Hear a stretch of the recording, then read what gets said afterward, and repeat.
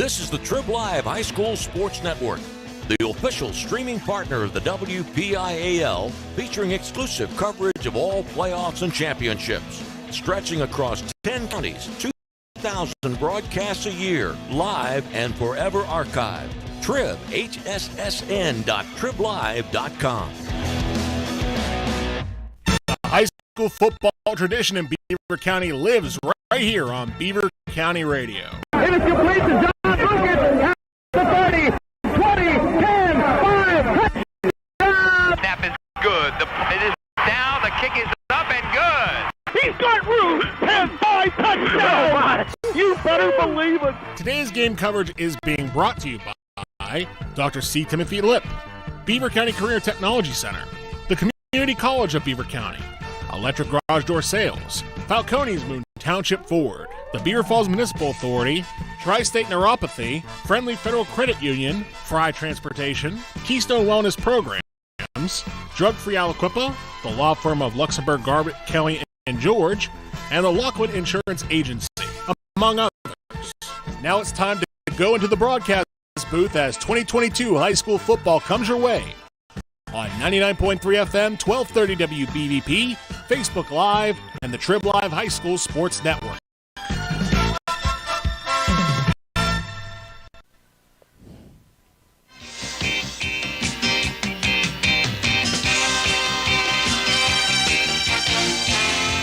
Welcome to beautiful Beaver County on the campus of New Brighton High School, where tonight it is the visiting Golden Beavers from Western Beaver coming to New Brighton on homecoming to visit the young New Brighton Lions.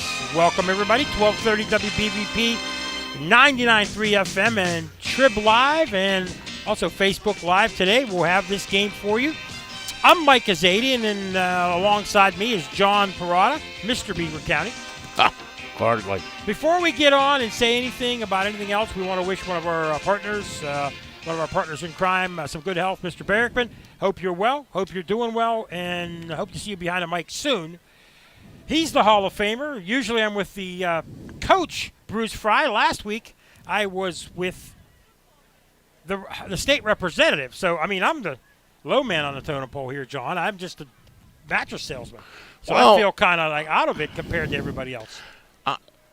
Rumor has it that Rob Matzey is trying to set you up to eventually make a run for lieutenant governor. There we go. So I don't know if this is all for naught, you working with the representative Rob Matzey, the Honorable Rob Matzey. Well, tonight he's on WNBA with Mr. Fry, and they're doing Central Valley Ambers. We've got an interesting one here. Let's just pull no punches. It's Western Beaver, a team that came into the year, a lot of people said, 7th place in the conference, and, they won't make the playoffs. And talking to their coach early in the year, he said, we got a chip on our shoulder because we think we can fight not only for the title, but at least the number 2 spot. And they're 6-1, 3-1 in the conference. We'll go over their schedule. But it's the Lions of New Brighton. 0-7. They're young. They lost a lot of kids from last year's team. They got a new coach in Tony Caltry. They're rebuilding, and they've had some tough losses, John. So there's no hiding it. They own up to it, and they're trying to get better. And, we talked to Tony Caltry, Bob and I, early in the year, first or second week of the season on the Coach's Corner. And Tony admitted, it was going to be a tough year at times for them. They had a lot of young players. They have a new coach. Joe Greco was the coach here for many, many years. Still the athletic director. Coaching, still the athletic director. Once the quarterback at New Brighton many years ago.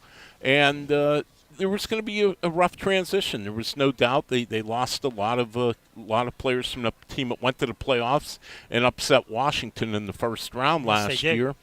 And, it has been a tough year. I mean, every loss has been by 25 points, except last week they played Elwood City tough and only lost 18-13. So that's a sign of progress, and maybe the fact New Brighton is starting to gain a little bit of confidence to be in a game. But it has definitely been a rough year for New Brighton, giving up 45 points a game, and that's a lot of points. It's tough when you got a younger team. Here on the Beaver County Career and Technology Center pregame show, again, John Parada, Mike Azadian, let's talk Western Beaver. They started the season with 3 straight wins over Beaver, a game we did on the network. Shenango a win. They got it out 2 wins against 2 tough teams. Then they beat Hopewell in a tough game. They gave up some points on defense. They're still kind of young. And then injuries hit them a little bit. They lost a tough non-conference game to Neshannock, and they lost by 28 points. And then beat Elwood City, beat Freedom, and then last week beat Riverside. And they're on a roll right now with 3 straight conference wins. Yeah, they really are 6-1, and like you said, Mike, a lot of people on the outside wouldn't have expected Western to be 6-1 at this point in the season. But I will say this, as somebody who is an alumnus of Western Beaver and still knows some people that live in the school district and people around the program there were higher internal expectations for Western Beaver than there were from the outside. They were. I think they felt they had a chance to have a really good team. They have a 4th-year starting quarterback in Xander Lefevre. And Western Beaver, while the outside, I can't explain why maybe a lot of people didn't think they were going to have a good team this year.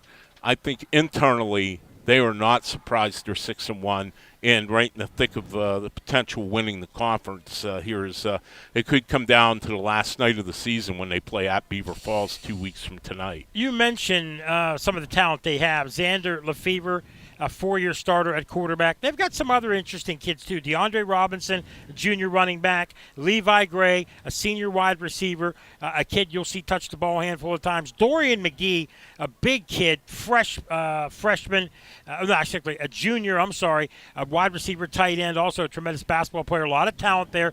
Tyson Florence, a kid that the coach told me was a kid that worked hard, did everything possible to improve, is one of the most improved players.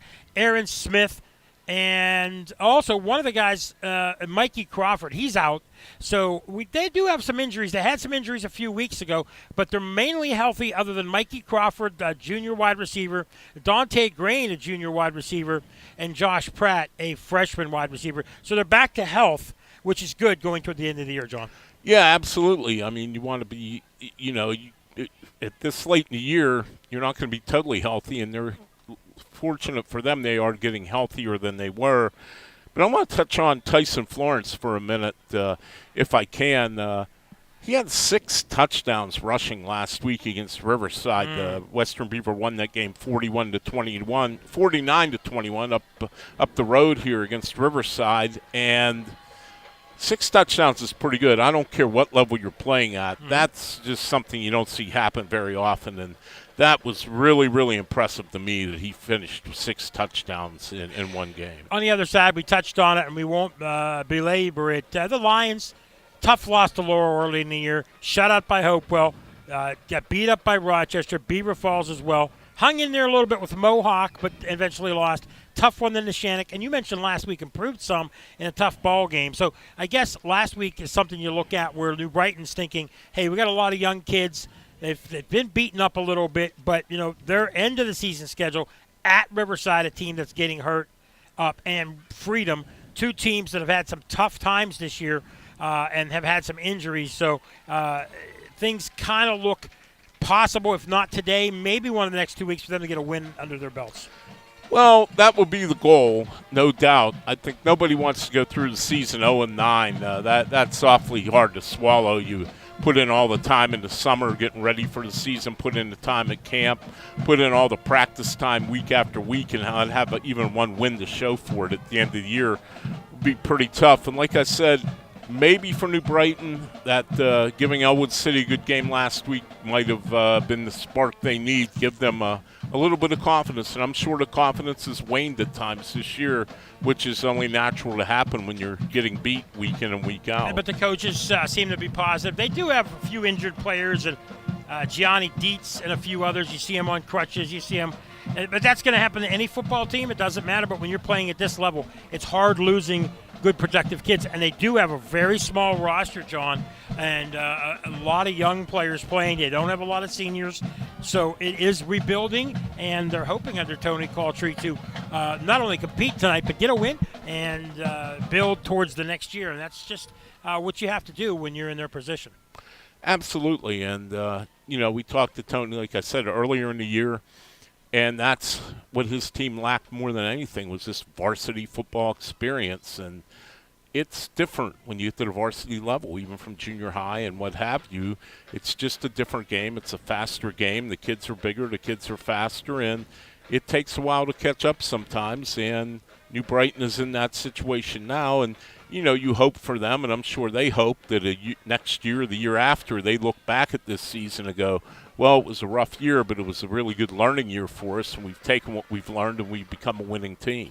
Beaver falls in first place in the conference at 4-1. The Shannock and Western Beaver tied at 3-1, but Western Beaver lost in the Shannock, so unless the Shannock loses another game, they should get second place. So Western Beaver still with a shot at second.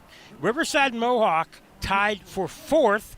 Elwood City and Freedom at 1-3 tied for sixth, and New Brighton at 0-4. And you mentioned the disparity in points, 45 points a game, only 6 scored, and that's the big thing. The disparity in points is big here for Western. They've given up 18 but scored 32. They are the third highest scoring team in the conference, John. Yeah, and Western Beaver has a lot of weapons. We just talked about Xander Lefevre a little bit, fourth-year starter quarterback. He's got 859 yards passing, 10 touchdowns. Dorian McGee, a big play receiver with 13 catches for 411 yards.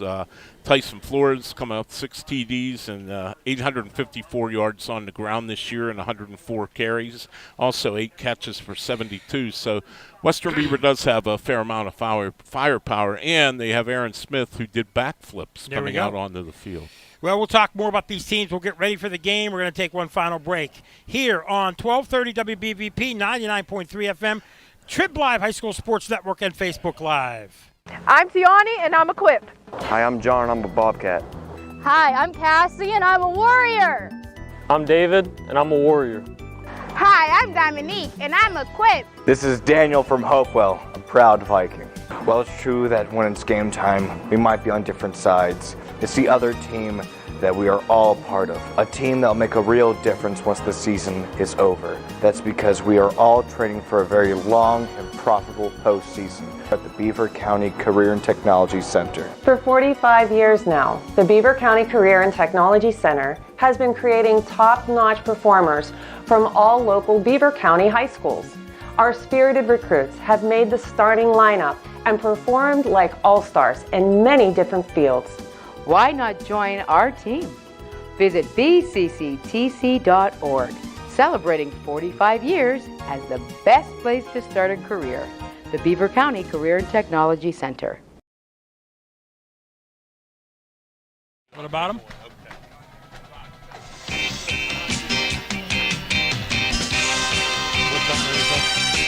Okay, we're back here at New Brighton for the kickoff. Lions moving right to left. They're going to kick off here. John has a roster change we'll talk about shortly. Lions kicking, Western Beaver. And it's a short pop-up, and Western Beaver calls for it and gets the fair catch.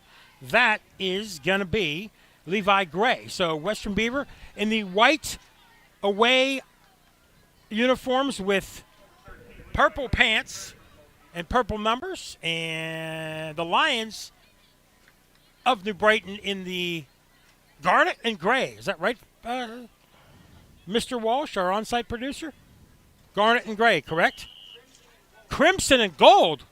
Wow, I couldn't have. You're thinking Ambridge. I couldn't have blundered that. Crimson and gold. I apologize, New Brighton fans. Xander Lefevre in the shotgun.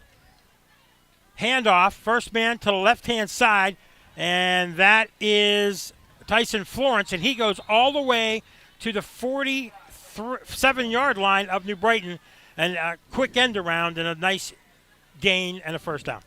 I kind of think New Brighton thought Western Beaver might come out and pass on first down. It looked like they were trying to blitz from the right side, and Western Beaver, Florence running right by the defense, which I think I kind of caught flat-footed there.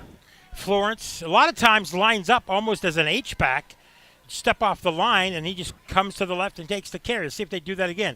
This time back to pass and finds an open man. Middle of the field, all the way down, and he is going to go in for a touchdown. I believe that is Dorian McGee. Yes, it is. Dorian McGee with the 14th catch of the year and 464 yards, so he's averaging over 30 yards a catch, Mike. First play, 2 plays in, a 47-yard Dorian McGee TD pass from Lefevre. Yeah, nice play. He caught the ball right over the middle and just took off, and he outran New Brighton's defense. So a really nice pass by Lefevre, right on the money, and then Gray getting, like they like to say, yak yards after the catch. Had a chance to tackle him, but they couldn't. He's a big man. The extra point is low and no good. So early in this one with the score, Western Beaver 6, New Brighton nothing. We'll take a quick break, and we'll be back here on WBVP 1230, 99.3 FM, Trip Live, and Facebook Live. You're listening to high school football on Beaver County Radio, now in our 75th year of covering gridiron action.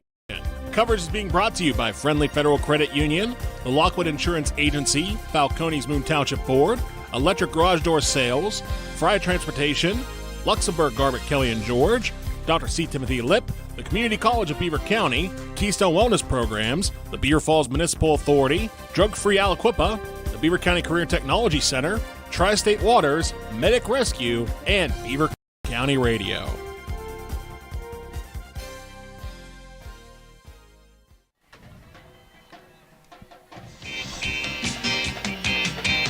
And we're back here at New Brighton High School, Oak Hill Field up on the hill. If you're unfamiliar, very, very, very antiquated stadium. Real nice. They did a good job here. Fixing up the press box, fixing up the stands, field in good shape. Kickoff to New Brighton and running straight up the middle for good yardage. And they're going to get it at the 37-yard line. So the Lions take over, and they are going to be led at quarterback by Brian Taylor Jr.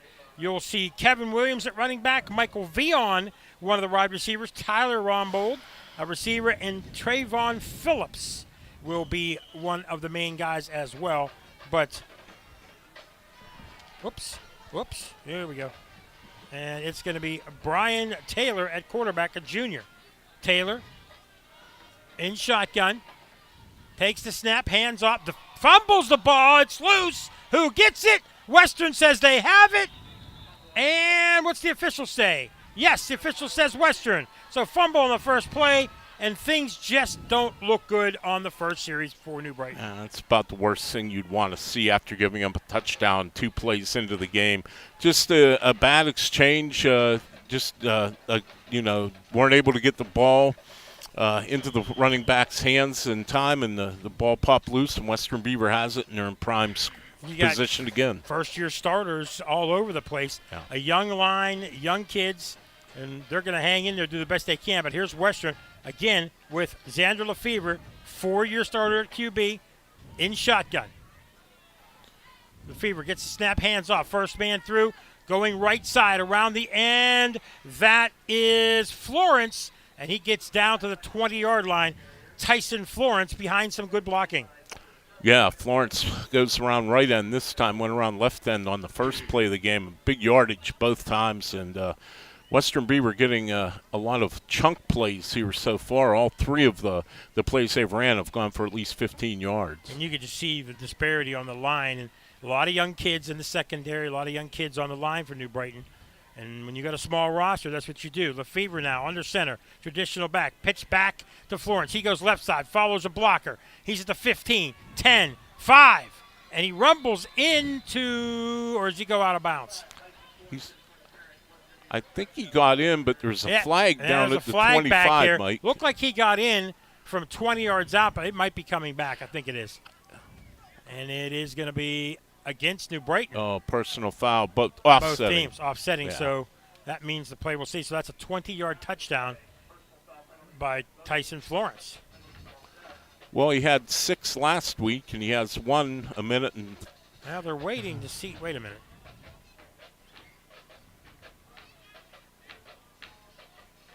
On both, and they offset. So, yeah, okay, so it should be the kick. They're all waiting around, and the sticks were waiting around as well, but the official finally called it. So that's a 20-yard touchdown, making it 12-0, point after coming. And the kick is up, and the kick is good. So with that, it is 13-0 that quick. New Western Beaver leads New Brighton. We'll be back after these messages on WBVP 1230, 99.3 FM, Trib Live, High School Sports Network, and Facebook Live. If you're a parent that's already watched plenty of youth baseball or soccer games, you know the value of teamwork. Whether it's the team on the field or your team of family members at home, strengthening that group can pay off in many ways. Keystone Wellness Programs is offering their free Strengthening Families program in Beaver County for families of children ages 10 to 14.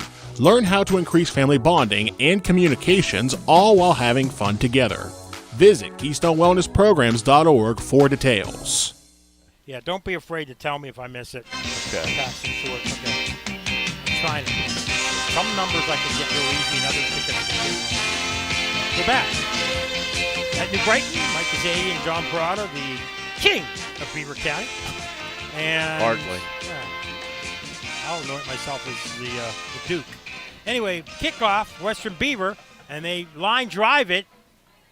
Fielded on 3 hops at the 20. 25, out to about the 29-yard line. Nice little run back to the 30, and the Lions will start their second possession at the 30-yard line. Their first play was a fumble. Things didn't go right for them. Let's see what they can do here. Brian Taylor, the quarterback of juniors, only listed at 140 pounds, John. Yeah, he visited us on the coach's corner, Bob Berrickman and I, a few weeks back, and he is slight of build, but he's a very bright kid, a very good, you could tell, really good leadership type Hoping kid. for good things from him. First play, handoff, first man through, and it was Kyler Rombold who took the snap. Yeah, he lined up at quarterback. Yeah, Rombold lined up at quarterback, and I'm not sure who ran that ball. I didn't see the number, John, but Taylor, it's Rombold back there. I was told by the coaching staff it would be Taylor at quarterback, but Rombold, maybe they made a switch. Well, they've used Rombold all over at various skill positions this year. Wide receiver, put him in the backfield sometimes, split him wide, put him in the slot, and he has lined up at quarterback on occasion, but not consistently. Shotgun again, back to pass, thrown and overthrown the receiver on that play. It was intended for Darrell Rogers Jr., the senior, and it was just thrown over his head. Yeah, just a little bit too much on that ball. Taylor impressed me the night he came on the coach's corner. They've obviously had a very rough year, Mike, but he has had a very positive attitude through everything. 3rd and 13 now. And whistles blow, and what's this going to be? I think we have a timeout. We'll take a quick 30-second timeout here on WBVP, Trib Live, and Facebook Live. There's no place like Community College of Beaver County. Confidence happens here. Connection happens here. Opportunity happens here. Your best you happens here. Your future happens here. Home is here. At CCBC, you're right where you need to be to find real learning for real life. And there's still time to join us. Enroll now through October 14th for fall mini-mesters. Same classes, less time. Visit ccbc.edu/fall. You belong here. We're back at New Brighton High School. After the timeout, New Brighton comes back 3rd and 13. Again, talk to the coaching staff. Young team, they're talking about maybe 30 kids, but it looks like maybe about 28, 29 kids. They have some injuries. A lot of kids graduated from last year's team, the playoff team. Having a tough year, but 3rd and 13 here. Back to pass. 5-step drop. And he's going to be bowled over. And that was Rombold again, I think, John. Yeah, Rombold under center, and he gets sacked. Half a sack each there going to number 28, which is Dalton Summers. And half a sack to good old number 64, Jackson Liller, combining on that sack. So New Brighton 4th and 20 going to have to punt. And we'll get some scores around the county. Mr. Frank Sparks, the program director here at WBVP. A lot of people to thank. We'll get that at. The punt is blocked. And that is going to go into the end zone and recovered for a touchdown. I don't know who recovered it, but the punt was blocked. We'll get you the number. Jackson Liller. And Jackson Liller with the punt recovery, the blocked punt for a touchdown.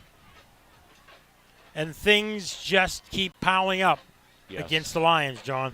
They sure are, and boy, you talk about a nightmarish start. It sure is for New Brighton. On the other side of the coin, you couldn't draw up a better start if you're Western Beaver. You're up 19-0 The protection wasn't there. And the kick is up, and the kick is good by Paxton Short. And with that, it is 20-0. We'll take another break. WBVP, Trib Live, and Facebook Live. We'll be right back.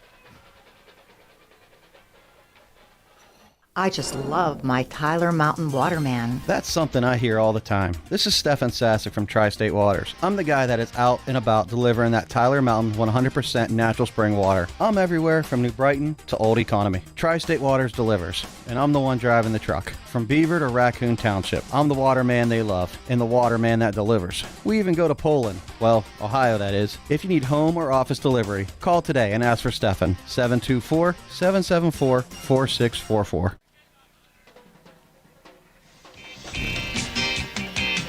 We're back here at Oak Hill. Thanks for joining us. Stay with us.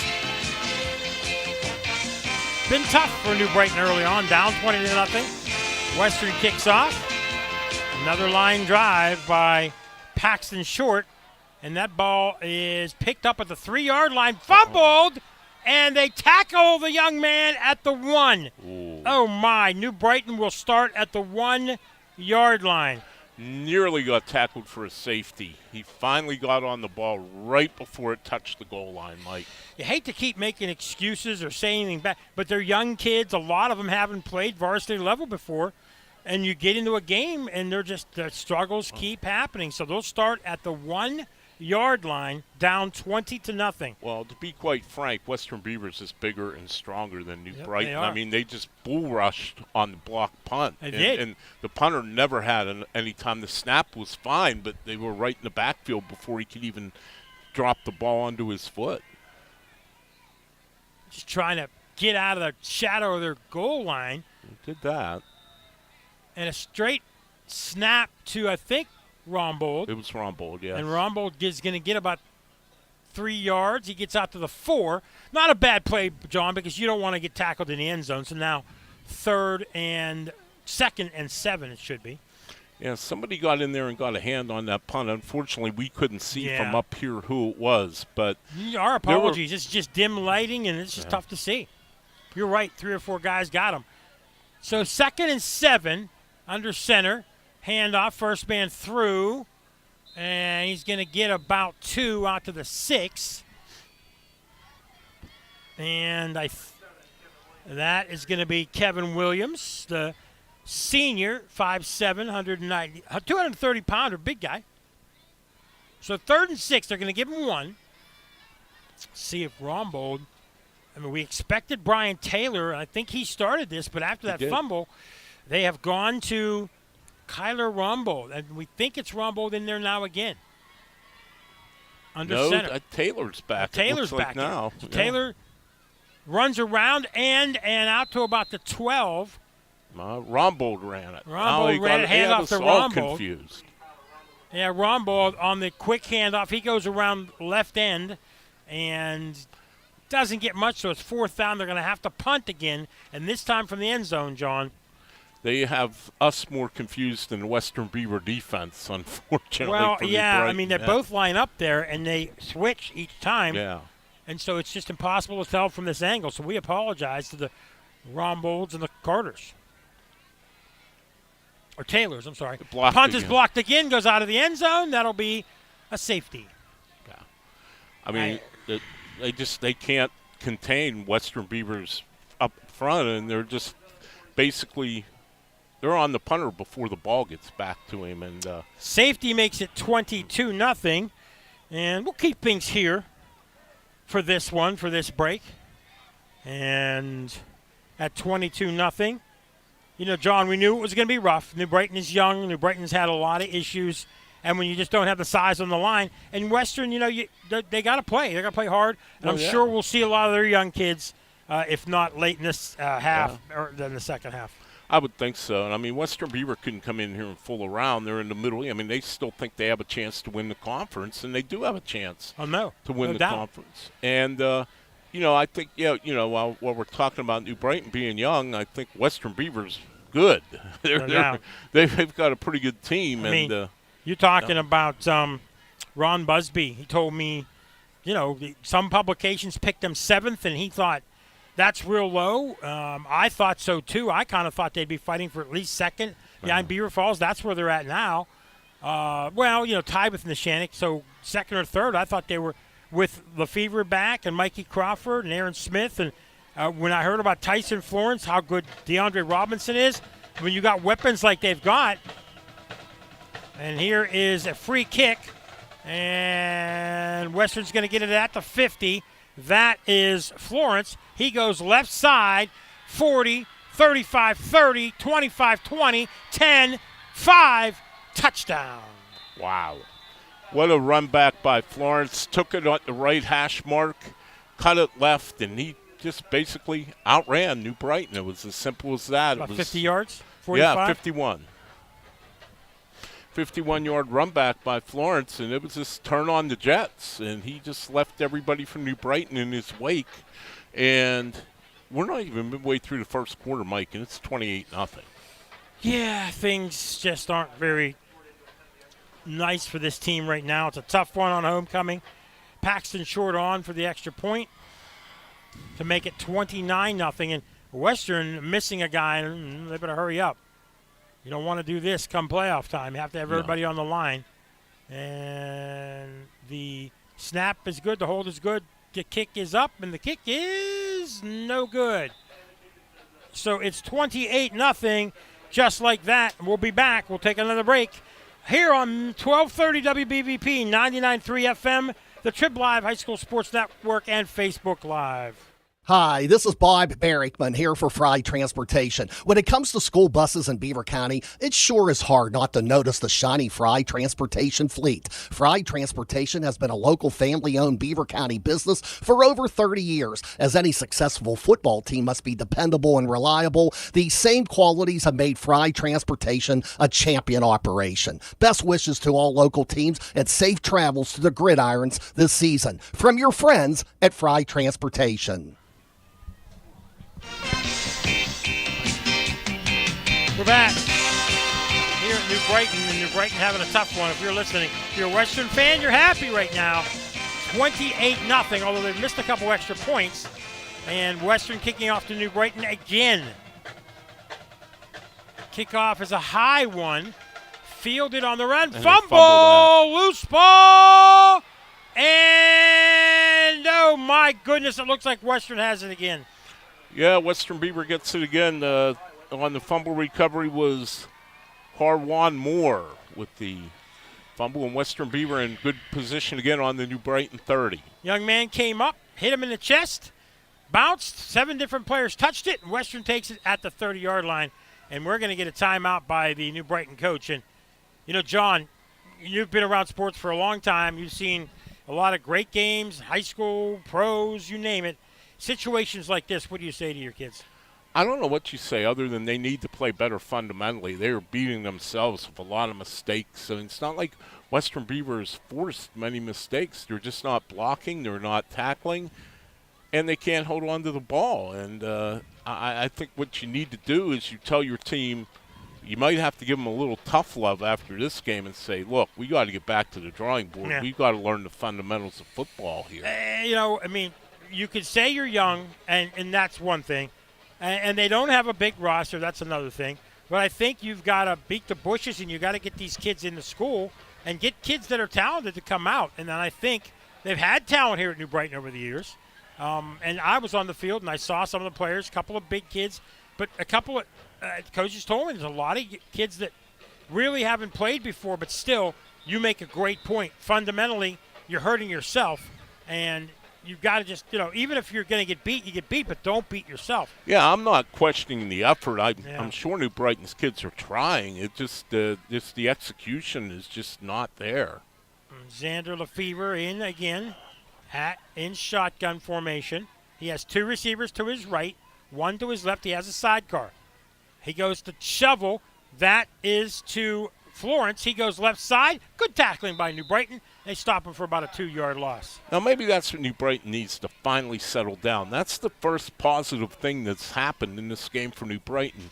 They did a nice job of stringing Florence out. He couldn't turn the corner, and they held him to about a 2-yard gain, if that. You have to find your leaders. You have to get out there and say, hit somebody. Yeah. Get out there and hit somebody, guys. And that's what they're doing, and see what happens here. Now it'll be 2nd and 7 after the 3-yard gain. He didn't get tackled out of bounds, inbounds. So on the left hash, Lefevre, and he has Aaron Smith with him and Florence. And receivers, one to the left, one to the right.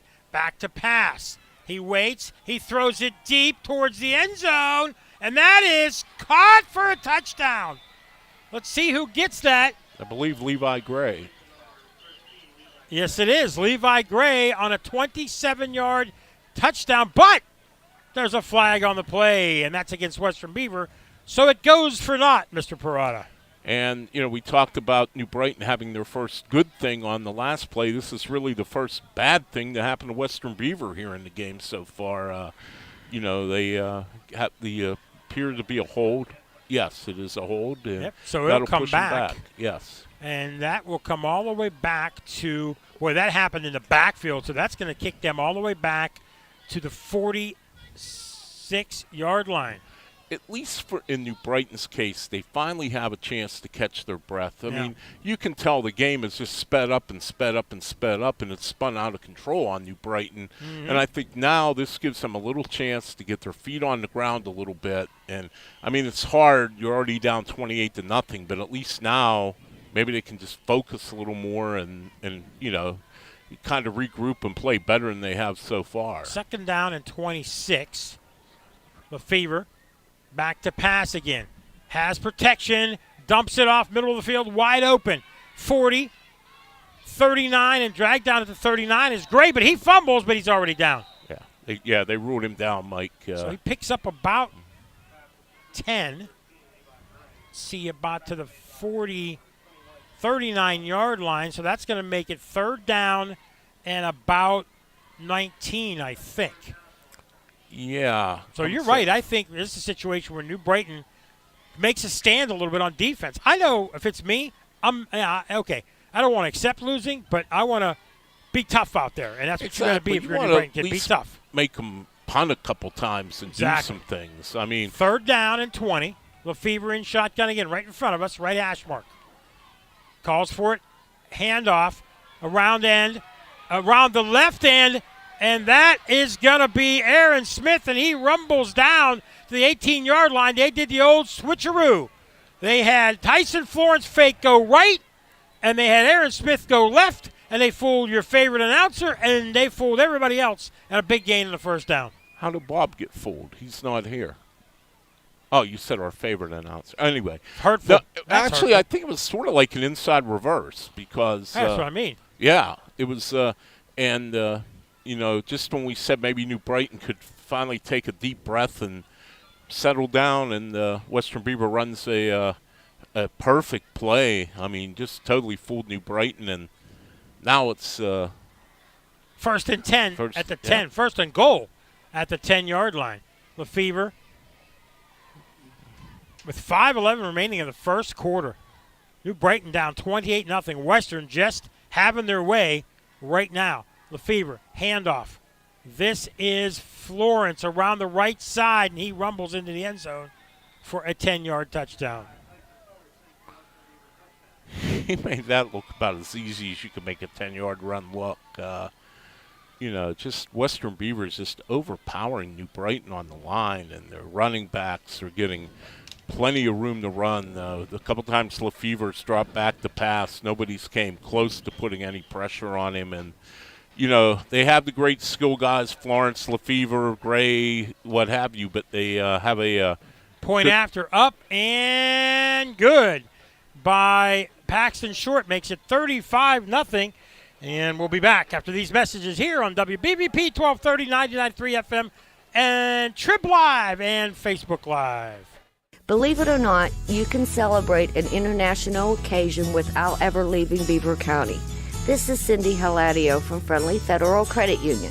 That's right, we're celebrating International Credit Union Day on October 20th. Come in and find out why credit unions have played such an important role in providing financial services locally and around the world.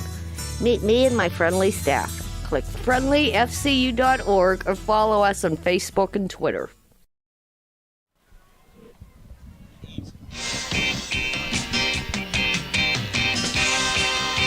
Okay, we're back at New Brighton. It's 35-0 Western. We've got some other scores courtesy of the Fry Transportation Instant Update Desk. Mr. Frank Sparks tells us Central Valley is up 7-0 over Ambridge.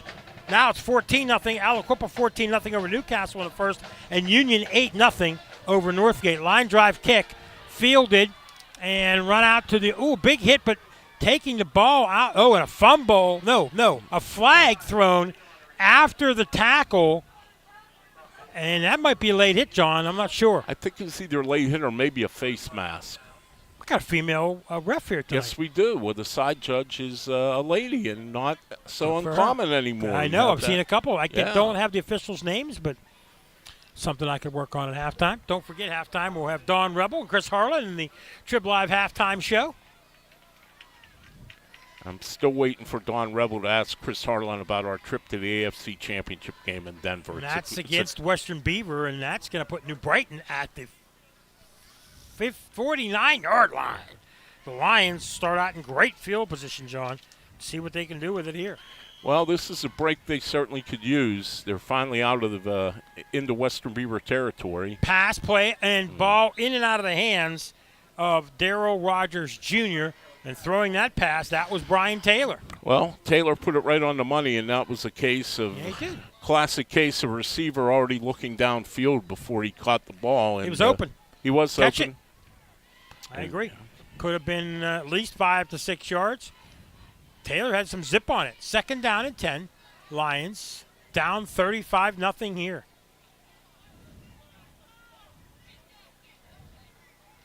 Snap. Same play. Caught this time, and that'll be about a 6-yard play.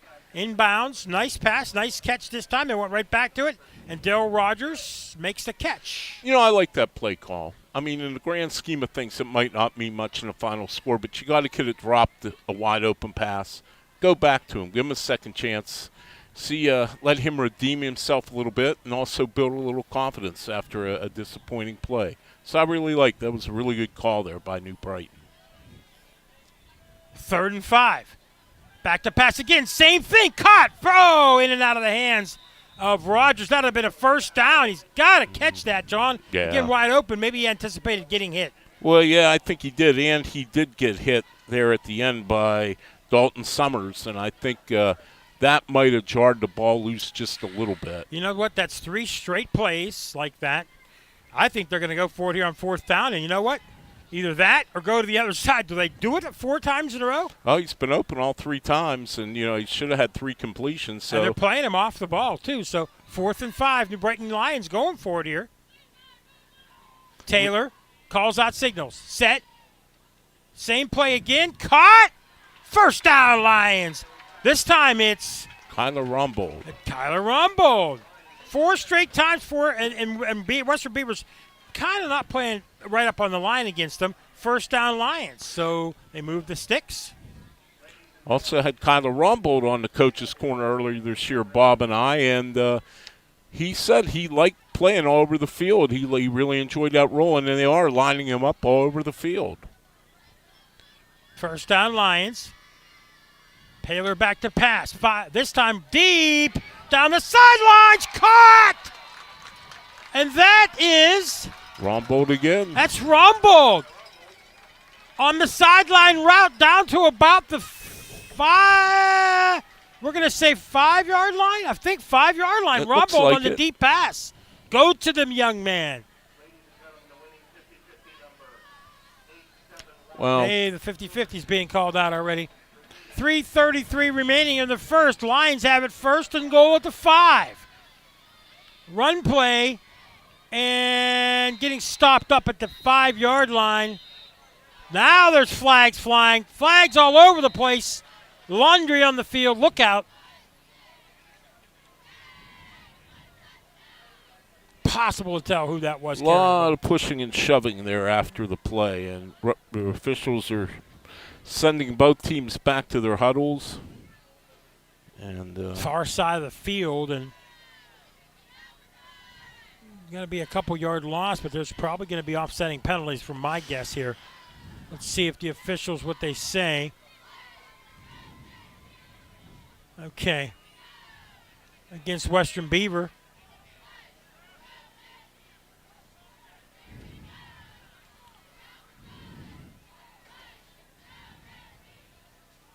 So the penalties against Western Beaver, let's see where they move the ball or what they do with this. Now they're going to go into the huddle and talk to the New Brighton players. The official went right into the huddle. That personal foul on the Golden Beaver, so half the distance to the goal, John. Yeah. And, New Brighton, it always will help if you can get a couple of big plays to get you going. And they have the offense going on this drive, and Nice they've pass. looked so much better than they have earlier in the game. Let's see if Rombo gets the ball. Hand off. This looks like it. Is that Michael Vion that got it? I can't honestly tell from And the this angle. PA man didn't see it either. I think it was Michael Vion. They're going to give him a. They're calling the 50-50, so they get 1 yard. So second and goal from the 2. Quarterback sneak. They get that into about the 1. They're going to say no, he doesn't get in. So that'll bring up third and goal. No, they say touchdown. I think it was Brian Taylor, it looked to me. Brian Taylor with the 2-yard touchdown. See if we can get official confirmation on that. So Lions on the board. So coming in, New Brighton's going to try the extra point, and it is good. And so New Brighton makes it 35-7, and with that we'll take a break here on WBVP 1230, 99.3 FM, the Trip Live High School Sports Network, and Facebook Live. Have peace of mind that when an emergency strikes, we'll be there. That's why a Medic Rescue membership is so important. Medic Rescue has been Beaver County's #1 provider of emergency medical care and transport services for over 40 years. Our trained paramedics and emergency medical technicians are knowledgeable, experienced, and can evaluate emergencies quickly and accurately so that you get the life-saving care you need. Get the comfort that comes with a Medic Rescue membership. Call today, 724-728-3621. Medic Rescue, caring for our community. It's football season, and if you can see the Aquaman of Beaver County heading deep on a fly route to the end zone, it shouldn't surprise you. This is Jim Riggio, the Aquaman of Beaver County from the Beaver Falls Municipal Authority. Why, you ask? It's obvious. Going deep or the full distance for our customers, no matter what we are up against, is in our game plan. Now, what isn't quite so simple is getting my web feet into a pair of those cleats. This is the Aquaman from the Beaver Falls Municipal Authority. And looky here, I'm wide open, that is, to doing whatever it takes to serve you. Click bfwater.net. We're back, and after the kickoff that kind of went awry, up in the air and maybe about a 10-yard kick and miss hit, and Western Beaver is going to take over, and we didn't credit the extra point for New Brighton, thanks to Mr. Crowder for the good eye. Caden Pavlinich, their sophomore kicker. And, John, I count 7 seniors on the roster from the beginning of the year. How many kids are seniors that are still there? I don't know, but that's a low, low number even for double-A ball. It really is, and especially, you look for your seniors to kind of be your leaders, and when you don't have many of them, hence you don't have as much leadership. And, I know Kyler Rombo was on our show earlier this year, as I was saying.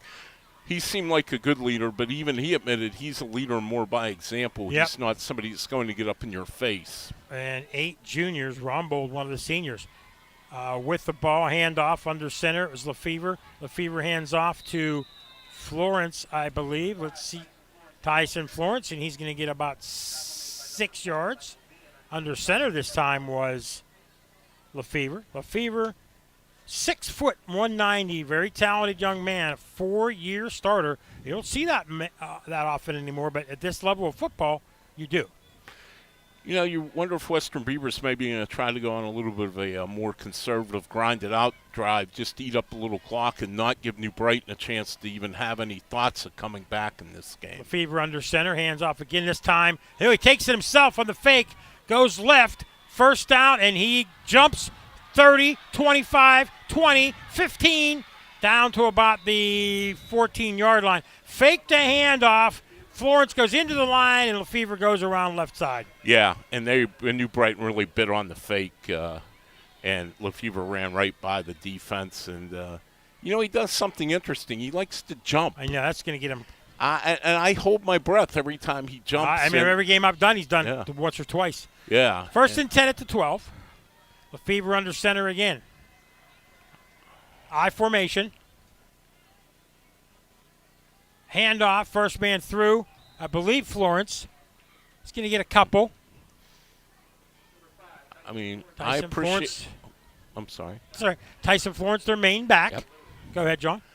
I just worry when Xander Lefevre keeps jumping for a few extra yards, especially in a 35-7 game, because the last thing Western Beaver can afford is for him to get hurt. I don't say slide on every play like that, but, man, you jump. So 2nd and 7, 45 seconds to go. Should be the last play of the quarter. And a pass play, man wide open in the end zone. That's Levi Gray for a 7-yard touchdown.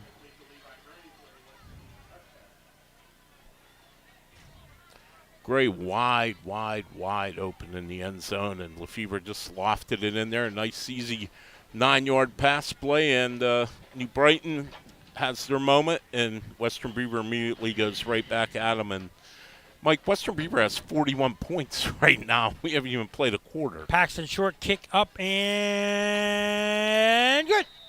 42-7 with 37 seconds remaining. We'll keep it here because we have a break at the quarter.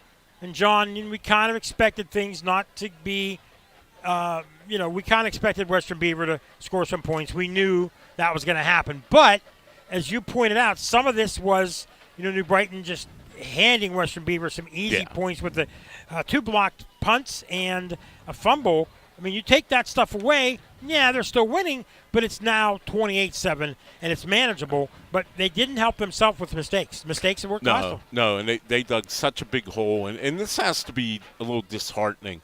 You put together a nice drive, you hit a couple of big plays, you score a touchdown, and then boom, right back comes Western Beaver before you know it. And, I'll say something, and I know this may sound a little facetious, but it's hard to score 42 points in a quarter for a high school team. You only play 12-minute quarters, and Western Beaver already has 42 points. Rombold, Vion, and not sure the young man over here. Rombold and Vion back. And let's see who it goes to. Kickoff, squib kick, fielded and falling on the ball at the 35. And that is number 30. Jamarcus Morris, fields the squib. And they take over at the 35, I'm sorry. So New Brighton down 42-7, so it looks like right now, unless things change, a long way to go in this one and possibly have a running clock in the second half. But New Brighton could do something about that. See what they can do here with 35 seconds remaining in the quarter. Calling out signals is Brian Taylor. And you got to coach these kids through this tough time. Taylor, back to pass. Same thing, floats it up high, left-hand side, intercepted by, and after the play, we've got 2 flags come in. So Tyson Florence intercepts it, but we'll see if it stands, John. I think they might call interference on Western here. That would be my guess for the flag, and Florence seems unhappy. Well, I don't know. Now he slaps hands with one of his teammates. But that's coming back. Let's see what they say. So a float pass down the left-hand side, double coverage on the play. And they're going to call that against Western Beaver. That is pass interference, so New Brighton gets a break. And first quarter goes on. Yeah, I mean, Western Beaver had him double covered, Ron Bold, but they got there a little too soon, and you know what? Good call by the officials. Maybe it's time to go to somebody else. Ron Bold, good player, no doubt, but Western's kind of on to him a little bit now. Yeah. Double coverage, 1st and 10 at the 50. Taylor in shotgun. Looks and the whistles. So I don't know. Maybe Somebody delay. jumped. Somebody got hurt. Somebody from New Brighton hurt on the play, I think. Yeah, number 58. It's like he fell forward. Is favoring. That's Khalil Castaneda. Yeah, they're calling offsides on the defense. Wow. But there is somebody hurt. They're going to have to bring him out. Yeah, have to come out. They're going to bring him out, and they're going to put in number 53, Caden Pavlenich. It's to go on offensive line. So the big man here, what was his name again? Number 58? Yeah, Khalil Castaneda. Only a freshman. Big man on the a line. big He kid. sprained his ankle. 255. A lot of the young kids, hopefully, they stay with the program. 1st and 5, 10 seconds to go. Let's see if they get a playoff here. I don't know if they will, and they do. Back to passes Taylor over the middle. Man catches the ball, and that is a first down. And that is going to be Trayvon Phillips, and that ends the quarter. And at the end of the first quarter, and you hear the New Brighton band playing, and it is 42-7. Western Beaver over New Brighton. We'll be back here on WBVP, Trib Live, and Facebook Live. Listening to live sports on the radio in Beaver County is a tradition. This is Craig Fontana from Moon Township Ford, and I ought to know. My dad, Bill Fontana, has called games for over 50 years. Beaver County people know a good call when they hear one, and the best call you can make is to buy your next new or used vehicle at Moon Township Ford. Click moontownshipford.net or visit Moon Township Ford on University Boulevard. Falcone's Moon Township Ford, where friends send friends. Insurance doesn't adequately describe what we sell. This is Renee from the Laughlin Insurance Agency. Sure, affordable insurance is the means that allows us to do it, but what we really provide at the Laughlin Insurance Agency is peace of mind. It's true, worrying about risk can take the fun and joy out of almost everything. We see every day how having peace of mind can lead to more enjoyment, which, last time we checked, is a fairly priceless commodity. Make life more enjoyable. Call us at 724-774-1230. Back to New Brighton High School, alma mater of our in-game producer, Curtis Walsh. Proud graduate here to my left. Thank you to him. We've got a lot of people to thank in this one. It is 1st and 10, New Brighton. They're going to move left to right now. Back to pass, being flushed out of the pocket. Get rid of the ball. No, he doesn't. And he gets tackled back at the 48-yard line. Does Brian Taylor. John should have got rid of the ball. Yes, he should have got rid of the ball and takes a big loss, but Carwan Moore in there and got a hold of him, and Drew Mitchell cuts it off. From the Fry Transportation Instant Update Desk, Aliquippa 14-0 in the first over Newcastle. Union 8-0 over Northgate. West A 7-0 over Blackhawk in the first. Southside 3-0 over Laurel. Near the end of the first, South Park 7, Hopewell 0. Laurel now up 7-3. Central Valley 21-0 over Ambridge. And Laurel now up 14-3 over Southside. So Laurel taking care of Southside. Pass play quick on a screen pass, and getting that ball looks number 24. That was Darrell Rogers Jr. Caught that ball on the left side, and he's going to get a gain of about 5, and that'll bring up 3rd down, and he's going to gain about 3 or 4. So that's going to be about 3rd down. And, they say 19. I thought I was the math guy here, John. I guess I'm not. Well, we dubbed you the king of math, or Mr. Math, I guess, to be technical, a few weeks back. And 10:35 on a rolling clock. We'll get to the math in a bit. 3rd and 19 for Taylor. That big sack, just big in this drive. He comes back. He's got someone chasing him. He dumps it off, finds a man wide open. And after the 35-yard line is Trayvon Phillips. And he gets it. I'm guessing they're going to go for it here, I would think. You got nothing to lose. 42-7. Nice little pass play to gain back that yardage. And it's going to bring up 4th down and about 11. And, Brian Taylor Jr. is doing the best he can, under the circumstances. I mean, Western Beavers bringing the heat on him on almost every pass play. Yeah, he's been getting the ball off for the most part pretty quickly. They're saying 4th and 10 here, driving in Western Beaver territory. Boy, that big sack's just killing them right now. Looks like they're coming after him again. They're stunting at the line. They do come after him. He gets rid of it, finds him, and and the ball goes incomplete. And running the wrong route there was Michael Vion, who looked like he was he was running a sideline route, and they threw it. He went past it. So 4th down for naught, and it'll be Western ball.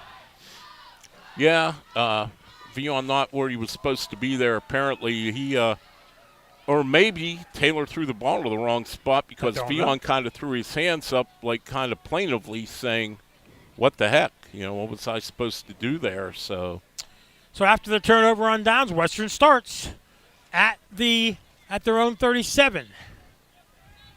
Just kind of wondering how long Lefevre's going to stay in there. I know you want the kid to get stats, but he's under center. And hands the ball, first man through, rumbling through. And that is Aaron Smith, and he's going to get tackled after a 12-yard gain out to the 48-yard line. Aaron Smith, 5'11", 185, like a bull through the line. Really is, and really that's one of the few times Western Beavers had like a power running type play. Everything's been on the ground, a lot of misdirection and a lot of passing here early on. And, I would think, I know Ron Busby is not going to run this score up. Right. And I think that's why they're in this I formation. Exactly. Now, that's Western Beaver football I grew up with. Oh, no doubt. Well, when you got the talent, you do different things. Hand off first man through. Nope. It's going to be Lefevre around right end after the fake. First down and more. He's down to the 30, 35, 25. Jumps over a man, 15, 10, and he rumbles into the end zone for a 47-yard touchdown. Xander Lefevre fakes it into the line, and that's something they do a lot. And then he runs around the end, and a big touchdown to add to the score. New Brighton bit on the fake, and Lefevre goes, I believe, 47 yards for the touchdown. Yep. And, I mean, he's quick, too. He really can move, and he gets around that corner, and he can take off and go, and he just outran the New Brighton defense. Paxton Short on for the extra point. It's up, and it is no good. No good. Couldn't see the official. 48-7 is the score. We go to break. WBVP, Trib Live, and Facebook Live here from New Brighton High School. When Mary arrived for her second visit, she opened my door and danced from the door to my front desk with this huge smile on her face. And then she just started bawling. She starts to tell me that it was the first time in 12 years that she felt relief. And then I started to well up. That's Dr. Sean Ritchie of Tri-State Neuropathy Centers. And Mary Danced In is just one of his thousands of success stories. Peripheral neuropathy, if I can explain it in terms that they feel it, it's like if you would sit on your foot and your foot falls asleep, you start to tap it and it comes back to life. Or their foot never comes back to life. It's always feeling that numbness, that pins and needles, that tingling, and it just never goes away. So Mary comes in, proceed to hear that she's had this for 12 years. Got to the point where she was about to go into a walker. 2 days later, she's dancing. For your free consultation, call 724-940-9000. That's 724-940-9000. Or go to marydancedin.com. I'm Dr. Sean Ritchie, and I'm teaming up with Dr. Jared Yevans to bring hope to the neuropathy sufferers in Beaver. And we're back after the kickoff in Brighton. That's going to be Darrell Robinson Jr., or Darrell Rogers Jr., I'm sorry. And Rogers, a nice little return. And they're going to get that ball at the 43-yard line, John. So, again, not bad field position for New Brighton. Disastrous first 5 minutes of this game. Yeah, they've had some points scored on it, but they've moved the ball, a couple nice pass plays. They've had some good field position. Yeah, once they've kind of got their feet on the ground and got settled in, they've played much better, but you can't overlook the fact they were down 28-0 in the blink of an eye. 48-7 is the score. Still time to go here in the second quarter. And running the ball here out across the 50, 45, and out of bounds. Number 7, rumbling, Kevin Williams on the run. Williams, a little ball of fire, 230-pound senior, and a first down. That was a nice run by Williams. Like you said, a little ball of fire. He's a solidly built young man, and he motors pretty well. And the man in the secondary, one of the safeties, is Andrew Lefevre. I just think that when you got star players, he should be sitting down on defense. But, you want to play. You got 4 years to play. Ball fumbled, and again running the ball. A big hit at the 39-yard line. Putting the hit on is it was Williams with the carry, but the hit was Tyson Florence. Oh, my goodness. Big hit at the 41, and hit him illegally. Now, the fans are yelling helmet to helmet. I didn't see that, John. Looked to me like it was helmet to shoulder pad. I thought he hit him with his shoulder pad. I think so, too. But you heard it because the crowd's not big, and he's down right in front of us here at midfield. So I think the crowd's a little frustrated, too, from New Brighton doubt. right now, and understandably so. The hometown team on homecoming, no less, losing 48-7 with 8:26 to go in the second quarter. John, let's talk about that a little bit. You bring it up, and I'm going to bring – in my mind, when you take over a team, Tony Caultree, I don't know what it's like for him in the schools, with the parents, in the community. But if I'm him, I get everybody involved, and I tell everybody, get kids to come out for the team. Let's get people here. I've got coaches. We need talent. They've got some young kids there. Obviously, we've seen some kids that are freshmen. They got more freshmen than they do seniors. They got more sophomores than seniors. And let's get kids to come out for the team. We're going to have some tough times, but help me build the program and get everybody involved. I mean, otherwise people are going to sit back and just wait, and it could be years before you get good, John. Well, that's the hard thing. What comes first? Do you get the kids interested and then win, or do you have to win to get the kids interested? Good point. And very good point. It's a fine line to walk, and I think if you go 0-9 and you get blown out of most of your games, there's probably, to be quite blunt, there's probably going to be a large percentage of kids that don't want to be a part of that. And that's part of it. But you know what? We talked to Hopewell's coach, who said, hey, couple tough years now, boom, look what I'm doing. They're looking at a possible playoff berth. You talk to Ambridge's coach, they're struggling still, but he's got a lot of young players and the community's involved. There are ways to turn things around. They're trying to turn things around at Elwood City. They won their first game in a couple of years. It's hard, but I really do believe football is the toughest thing to turn around, but you have to get kids interested. And that's the thing these days, is a lot of kids, the work ethic just isn't there. And some kids, not everybody, but you got to get 30 to 40 kids interested. You can't just have 20, 25. Well, I mean, it takes somebody that wants to make a commitment, because No doubt. you can't go halfway in football on the field.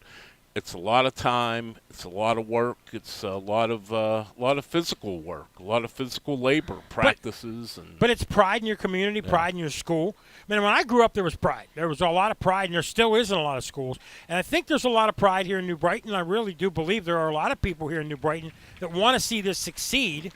And they clap for the young man. He's up, and he's walking on his own. They're going to sit him down. They're going to check on him, make sure he's okay. But I think there is a lot of pride here. I talked to a lot of the alumni last year when I was here for an alumni game, and there's a lot of pride in this school. And I think that it can come again, but it takes, Beaver Falls is doing it. Central Valley's doing it. A lot of teams are doing it. Here we go. At 2nd and 10. It says 2nd and 40 on the clock, but that's not right. It's 2nd and 10. And the snap and getting rid of the ball and open and catching the ball. That looks like Vion, I think. Yep, Michael Vion on the catch. He's going to get about 4, and that'll bring up 3rd down at about 8. Not 40, gentlemen. It's at the 40-yard line. Maybe 7, 6. It's hard to tell. 6, 3rd and 6. A lot of times now it seems like it's been 1st and 40 for New Brighton, though they have moved the ball better. A lot of quick passes.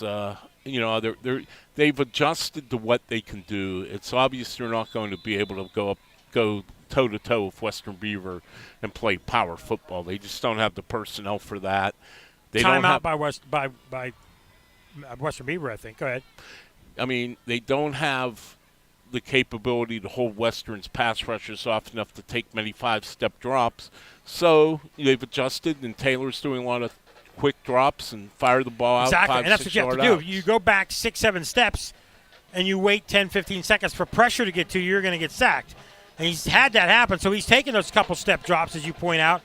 And Vion's been open. We've seen Rumbold early on.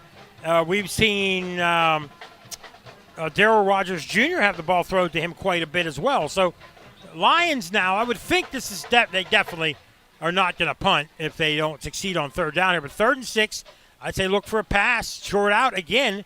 They've been going to the left side, but there's not a lot of room on the left side because they're on the left hash mark. Coming wide right is Daryl Rogers Jr., 3 men wide right, and 3rd and 6. Taylor. Men coming after him. He's swarmed under. Fumbles the ball. Ball loose. Who has it? Do they recover? Man down for New Brighton. I think they recover. But boy, Western came after him, and he had no chance there at all, John. Yeah, I mean, they were in the backfield as soon as he took the second step back, and there was nothing Taylor could do. Looks like they're going to come back to punt because in this situation, this would be 4th and about a lot. 22, 23. So see if we can get the punt off here. Punter kicker Pavlinich. And 4th down, they say 24. I've noticed he's dropped back a little more to buy a little more time from that Western Beaver row. 3 guys to block for him. And he gets it off. And that ball is fielded at the 35 and tripped up. After about a 5-yard run is Xander Lefevre. Oh, my goodness. Lefevre back on the punt team, too. I mean, the man plays defense. The man plays offense. He's on the punt team. All around, 4-year player. Talented guy like that, you got to play him everywhere.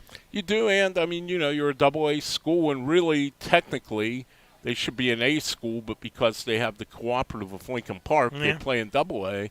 Well, so you don't have that many kids to pick from sometimes. You got those kids from Lincoln. That helps a lot. Oh, a whole lot. So that's really made them a decent team here. So 1st and 10 at the 45, 6:40 remaining, second quarter. Lefevre under center.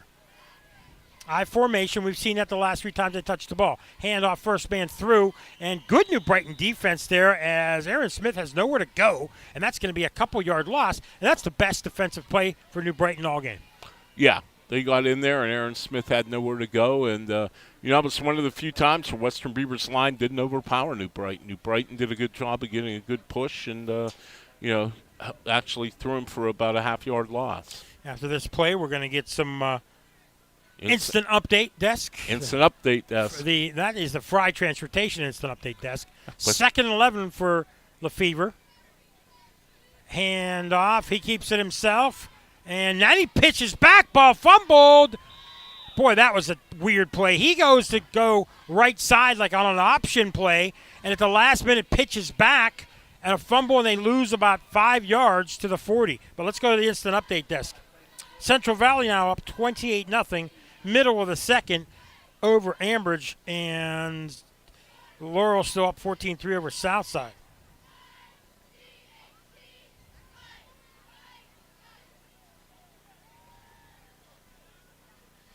Blackhawk and West A tied 7-7. West Mifflin 28-0 over Quaker Valley. And Lefevre back to pass, and he throws it downfield, and that ball was broken up. And they call for interference, but they don't get it. But there is a flag at midfield. So at the instant update desk, Laurel 14-10 over Southside, 1 minute left and a half. As I said, Blackhawk and West A tied 7-7 at the half. How about the Cougars after getting annihilated by Owl Cooper last week? And West A may be looking a little ahead to Central Valley next week. 7-7 Blackhawk. South Park still up 7-0 over Hopewell from the Fry Transportation instant update desk. And that's going to be a penalty. Let's see what it's going to be. I think that's holding. No, that's against Western Beaver. No. And there's a penalty against 2 fouls, one on New Brighton. So the flags come up, and they're going to wave it off. Well, it looked like an eligible receiver call on Western Beaver. Not sure. Couldn't really tell the signal on New Brighton, but offsetting penalties. And, touching on Blackhawk as you did for a second, from the instant update desk, they got thumped 2 weeks in a row. So I'll give them credit for hanging in there because they young could team, easily, young quarterback, some young players. They got 4 sophomore starters, a couple freshman starters, and you're right, they're hanging in there against West A. And West A will be featured on the network next week against Central Valley, another big game in the Parkway. 3rd and 14 here. And Lefevre, handoff, and that is Smith, I believe. That's Smith, and he's going to lose a couple. So New Brighton, another good defensive play, brings up 4th down, and we're going to see Western's first punt of the game. Looks like New Brighton's finally figured a few things out on defense to be able to stop Western Beaver, and I think part of it is Western Beaver's running some more basic plays than they did earlier in the game, but still. Yeah, good line play by New Brighton right at the line of scrimmage, and I would think 4th and 17, you'd have to punt here. I would think. Yeah, I'd be highly surprised if they go for it on their side of the field. But and it looks like they are going to go for it. Interesting. They are going to go for it. Maybe that's what the analytics say, Mike. Oh, boy. Let's not get into the analytics. He's back in shotgun formation, 4th and 17. Lefevre back to pass, has protection. He hauls it to the middle of the field, finds a man wide open. That's the big man McGee. He rumbles off 2 players and goes in for a touchdown. Dorian McGee, the junior, 6'1", 200, and he is a beast. He got that ball at about the 45-yard line. Would have had a first down, bounced off a couple people, John, and that's going to go. Wait a minute. Is that coming back? Yeah. It's coming back. I didn't see a flag. But that would have been about a 62-yard pass play. It's coming back. Boy, that kid can rumble, can't he, John? He can, but, you know, flag on the play. I don't like to usually question high school coaches, but you're up 48-7. And you're going for it on 4th and 17 from your 38-yard line. I don't like that. I don't either at all. And I hate to be the critical one. I agree with you too, but you've got a team down. We know how good you are. I know you have to play your kids. There's arguments on both sides of this, but now this is going to go all the way back. This is going to be 4th down and 10, they're going to punt this time. 20. This is going to be 4th down and 30. Has to be, yeah. Where the line of scrimmage is. Yeah, this is 4th down at about 28. They're going to have to punt. Wow. And the punt is off. Line drive. And that's going to go out of bounds, and Western Beaver will have it. You know, John, a lot of people will argue that. There's a lot of people that say, well, you know, we're good and we have to play our kids. But when you have a team that's so young and making mistakes and you've got them down, there has to be a time you call off the dogs. And there's belief on both sides, but there's also a thing, and it's one word. It's called sportsmanship. You know, I could see if it's 4th and 17 on the other 38 where you say, okay, we're just going to go for it. But at their own 38, I don't get it. No, I don't profess to know Ron Busby real well, so I was really shocked by that. They read it at most basketball games. They read it at a lot of football games. Yeah. I've heard it read before, and that you're trying to teach these kids a lot of things, life lessons. Sportsmanship is the number one lesson you learn here in high school sports. And the one thing you open it up is New Brighton's obviously got to already be very frustrated. And if you start trying to run the score up on them, then what happens? You're looking for potential fights, potential frustrations boiling over. And I just don't see anything that could have came of that play, even if the touchdown would have stood. So What's they the start difference? at the 42-yard line, 1st and 10. 3 receivers wide right for Taylor, and there's jump, and there's offsides, and I don't know who it's on, but I think it's on New Brighton. Cool, crisp evening here on Oak Hill. Perfect weather for Mike Azadian. Love it. Speak for yourself, Mike. I love it. I'll take this over 95 every day. No. Sweating in a press box. Oh, that's the worst. That's going to be against New Brighton. Offsides, they jumped to over 1st and 15. Big, obvious passing right now. May as well get your quarterback and your receivers. I mean, you've got Vion's a sophomore. You've got Rombold and Phillips are seniors. You've got Pavlinich a sophomore. Get these young kids some passes. But got to get them some protection. Okay, now 2 men wide right. The tight end now comes in formation. And jumping again, and this is going to be, I think, on New Brighton again as one of the receivers jumps offside. So now things just start piling up against the Lions. 4:02 remaining in the half. I must admit, that would have given Western Beaver 54 points, and I'm racking my brain. I've covered a lot of high school football games in my life. I don't ever remember covering a game where a team had over 50 points at the half. I've had some blowouts. I don't think so either. Yeah. I've had a few. I've had some tough games. It happens. But the Lions have some kids that can play ball. They just have to get them some protection. 1st and 20 now for Taylor. Back to pass. Has protection. Now they converge. Ball caught. I think that was Rombold. And Rombold, and I think he gets back to the line of scrimmage. You know, again, the sake of being a broken record here, I got to admire Taylor's guts. He's really hanging in there, and he has no time to throw. He has not had one time to where he could set up and actually scan the whole field and see what he wants to do. I mean, he's got to go back and get rid of the ball because they are on him, and he's done. Look at his first read, quick read, see who's open. You're right. And guys are open because Western, they're playing back some. They're just coming after him on the line because the line play's so good. 2nd and 21, so they're going to say he lost a yard on that play. Now a run formation, and they just kneel on the ball. Interesting. What happened there? And flags fly. I think offsides on New Brighton again. Did they kneel on the ball? No, they knew the play had been blown dead. So, okay. Yeah. So that's going to mock them back some more. It'll be 2nd and 26. From the instant update desk, the Fry Transportation instant update desk, Beaver Falls up 28-7 over Elwood City late second. Central Valley 35-0 over Ambridge middle of the second. Around the county, a little bit of struggles right now. It's a tough weekend here in the county for some teams. 2nd and 26. Taylor back to pass. Out pass quick and in and out of the hands of his receiver. Rombold, just the pass was just too low. He went down to try to get it and just bounced off his hands. He was kind of going one way, reaching the other. That's tough to do. Yeah, and he got his hands on it, but it would have been a really nice play if he caught it. It was a difficult catch to make. And, you know, New Brighton's kind of abandoned the running game here, and you can't really blame them. They're down by 6 touchdowns in the second quarter, but that's their only chance to really stay competitive in this game. They're just not able to run the ball in Western Beaver. Yeah, you're right. 6 scores. Be darned. I thought I was Mr. Math again. I failed twice. I didn't really count on you for math. I counted you for analytics. Set 2:41 remaining in the quarter. 48-7. 3rd and 26 for the Lions. Taylor back to pass.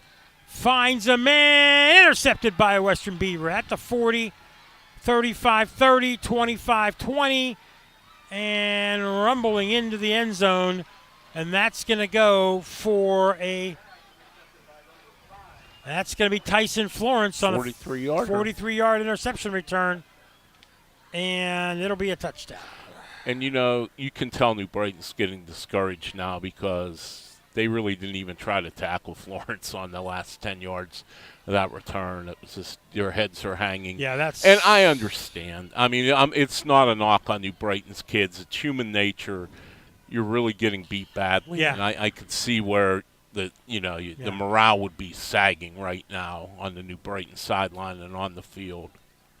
2:28 remaining in the quarter. And Western, confusion on who should be on the field, which I don't get. And they're going to have to call a timeout. Unbelievable. I mean, on the extra point. So we'll keep it here. 54-7. Timeout by Western Beaver. You would think at 54-7 with 2:28 to go in the first half, it wouldn't matter what 11 guys were on the field. I know last week Aliquippa had Blackhawk. They were just too good early, and Blackhawk made mistakes just like this game. Yeah. And head coach Aliquippa in the second quarter, just at this time, he put in a lot of reserves and still coaching them up. You got to coach those kids too, but this is an opportunity for younger kids to play for Western and an opportunity to not get your stars hurt, I think. But we'll see what happens here at 54-7 with a long way to go here. Well, not really a long way to go, but a little bit to go here in the first half. Yeah, I mean, it's a tough call. You want to play your starters. You want to keep them sharp. But, yeah, usually I would say I would be surprised if past maybe the first possession of the second half, third quarter. Yeah, I'm up New Brighton, We'll see much of Western yeah, starters. I mean, New Brighton's going to still come out and pass. I get it from them. Point after attempt up, and it is no good. So, with that, 54-7, it is the Lions down to the Golden Beavers. We'll be back here on WBVP, Trib Live, and Facebook Live. When accidents and injuries happen, you need the experience and insight of the legal team at Luxembourg, Garbett, Kelly & George. Since 1934, they've been committed to the physical and financial recovery of personal injury victims. Why choose the law firm of Luxembourg, Garbett, Kelly & George? Attorney Larry Kelly explains. First of all, we've been AV rated by Martindale Hubbell. It's the highest rating you can get for legal ability and ethics, and that comes from our peers. We have board-certified civil trial specialist, which is like another bar exam. Would you go to a doctor who is not board-certified? Probably not. I've always said, and I tell my daughters, I have 3 daughters who are attorneys. Those in the profession know. The lawyers of LGKG have the respect of our peers, and that's all I ever cared about. For your free initial consultation, call the law firm of Luxembourg, Garbett, Kelly & George at 724-658-8535 or online at lgkg.com. Luxembourg, Garbett, Kelly & George, keeping promises for over 80 years. Oh, Lash.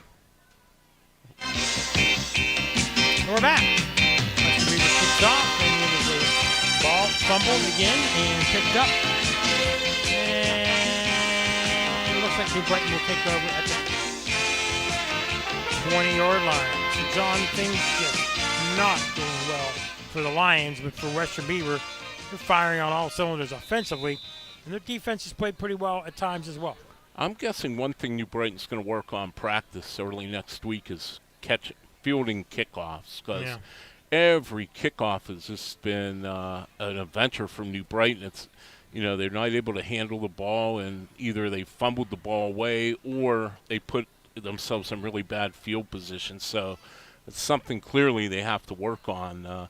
New Brighton, 2:21 to go. Now they have nothing to lose, and I mean, I would just throw on every down if I were them, because that's your best shot to move the ball, and build a little bit of confidence, because they're just, this Western Beaver front is really good, and their linebacker, the whole defense is good, and I just think that you're not going to run the ball if you're New Brighton on this team. I don't think a lot of teams are going to run the ball very much on Western Beaver.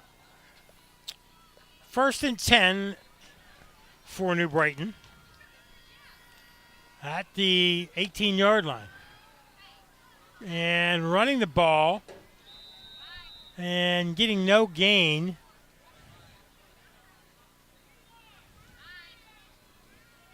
I believe is Rombold. It was. Yep, he's everywhere. He's their guy. They got him in the backfield sometimes, got him out in the slot, have him out wide, lined him up at quarterback a few times early in the game, and they're getting their money's worth from him, though he's not getting paid. Give him a half yard, so 2nd and 9.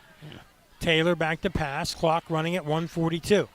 Although maybe with NIL he is getting paid. Taylor, quick pass play, and getting it about 5 yards on the play. That's Rombold again, right across the middle. He's open, so that'll bring up 3rd down and about 4. Oh. Now, I give credit to the kids like Rombold. They're still fighting hard. Yeah. I mean, it's tough when you've got interceptions going against you, and you're kind of down as it is. You're playing on both sides of the ball, and you only got about 25 kids, and it's tough. But now the offense moving a little bit. 3rd down and I think a 3. 3rd and 3, 104 remaining. Boy, they're taking a long time here. Are the Lions under a minute? Go ahead, John. I think, in all honesty, they realize they're probably not much of a chance to cover 75 yards here in a minute. So I think they're just running the regular offense. Oh yeah, no doubt. 3 men wide left. Taylor finally gets a snap off. Men coming after me, finds the ball and caught, and 1st down. And that's Trayvon Phillips, number 2, the senior, Clock stops, 35.9 remaining. That's another first down. So the offense has looked good at times. And now another first down, but will they get a play off? Yep. Looks like they will. That was a nice catch. Yes, it was. Kind of hand-to-hand combat for that ball, and he came down with it. He's got 2 men wide left, 2 men wide right. And we're at 15 seconds.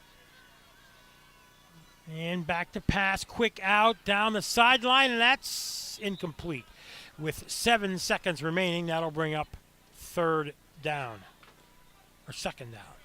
Yeah, good defense by Levi Gray, one-on-one with the receiver there, and knocked the ball away. At halftime, folks, we will take a quick break. We'll come back and wrap up what happened in that first half, and we'll go to the Trib Live halftime show. I'm still waiting for Don Rebel. I know. To ask Chris Harlan You're about that trip text to Don. Denver. I am. I don't know if I have his number. I'll give it to you. Yeah. 7 seconds remaining. 2nd and 10, Taylor. And pass formation. Yet again. He hands off this time, and that should end the half. And New Brighton and Western Beaver will go to the half. Western Beaver leads 54-7. We'll take a break, a quick one, and we'll be back here on WBVP 1230 99.5 3 FM. Trib Live and Facebook Live.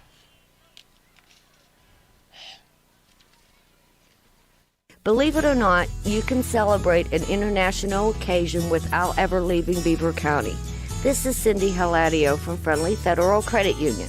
That's right, we're celebrating International Credit Union Day on October 20th. Come in and find out why credit unions have played such an important role in providing financial services locally and around the world.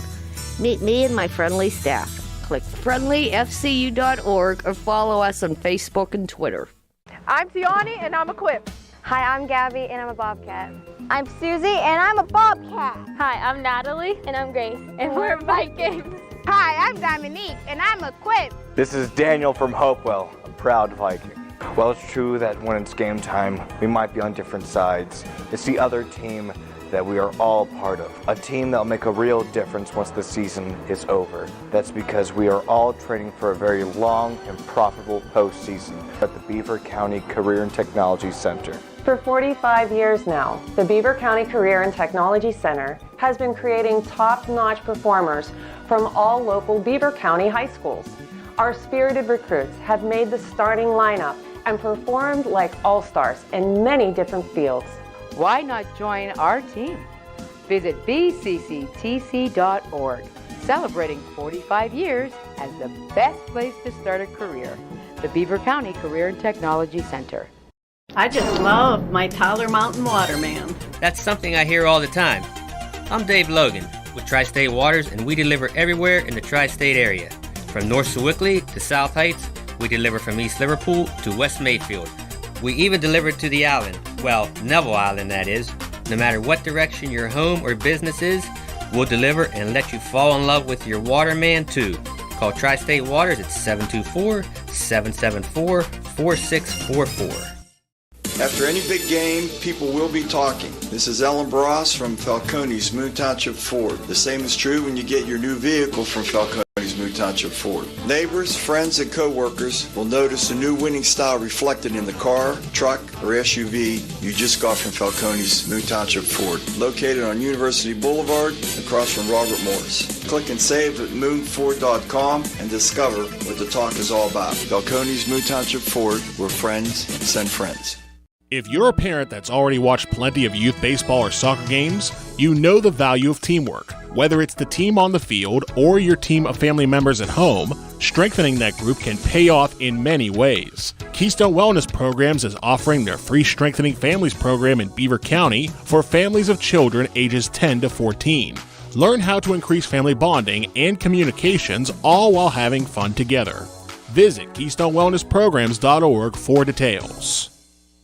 Have you ever thought about where the football team would be without the quarterback? They probably wouldn't fare very well at all. Going through life with dental problems can be similar. That's because so much of what we do and how we interact and entertain with others is dependent upon good dental hygiene. If dental conditions have you sidelined, start by calling the right signals with dental care from Dr. C. Timothy Lip. Visit lipdentistry.com. Dr. C. Timothy Lip, your family dentist on College Hill and Robinson Township.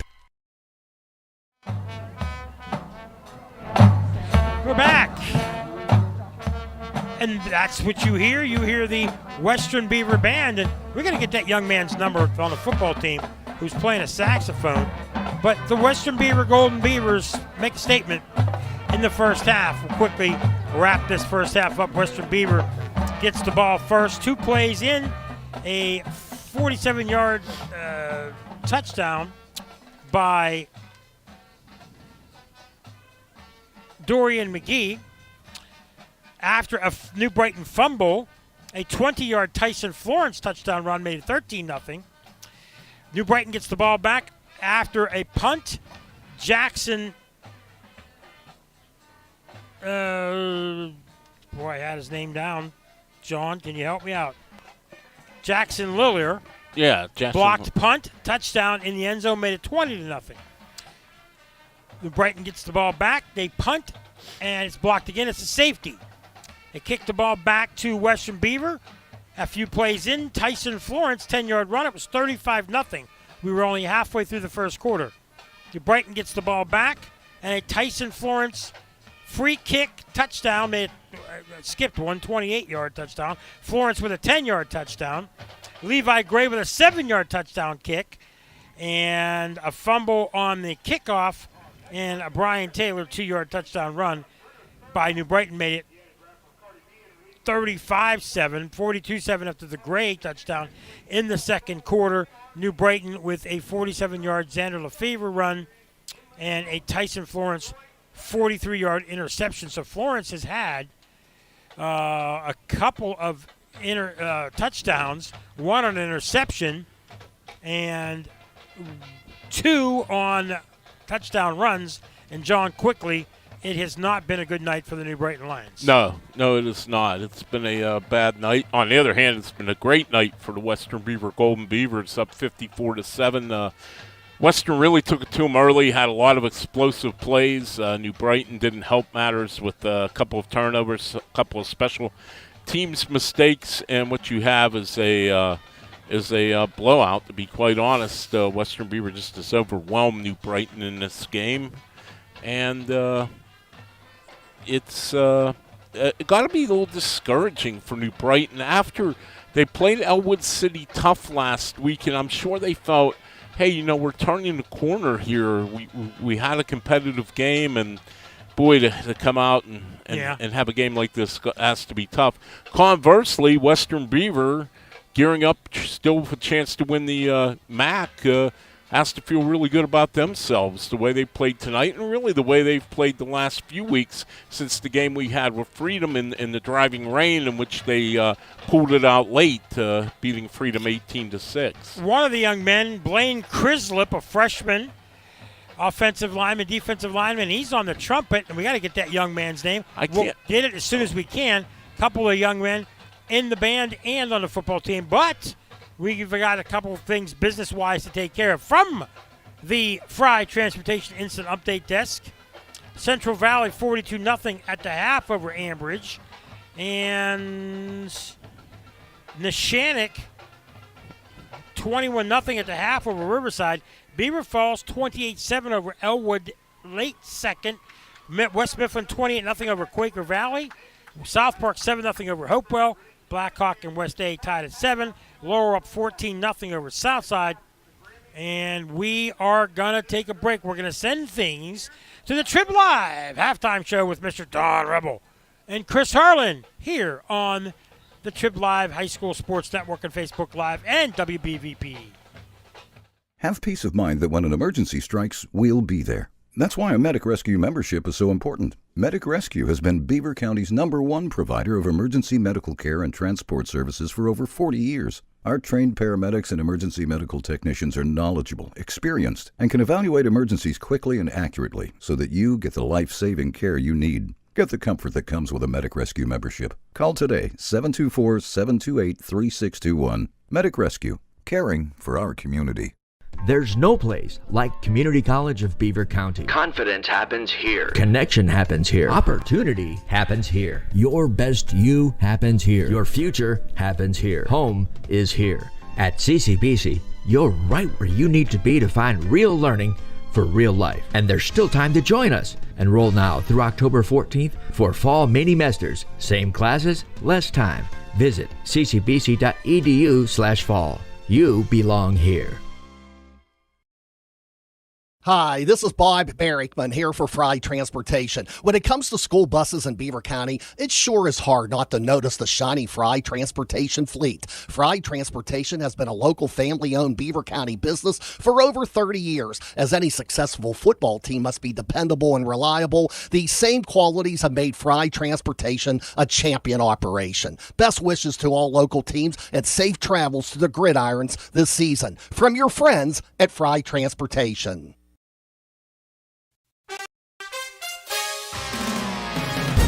You're listening to high school football on Beaver County Radio, now in our 75th year of covering gridiron action.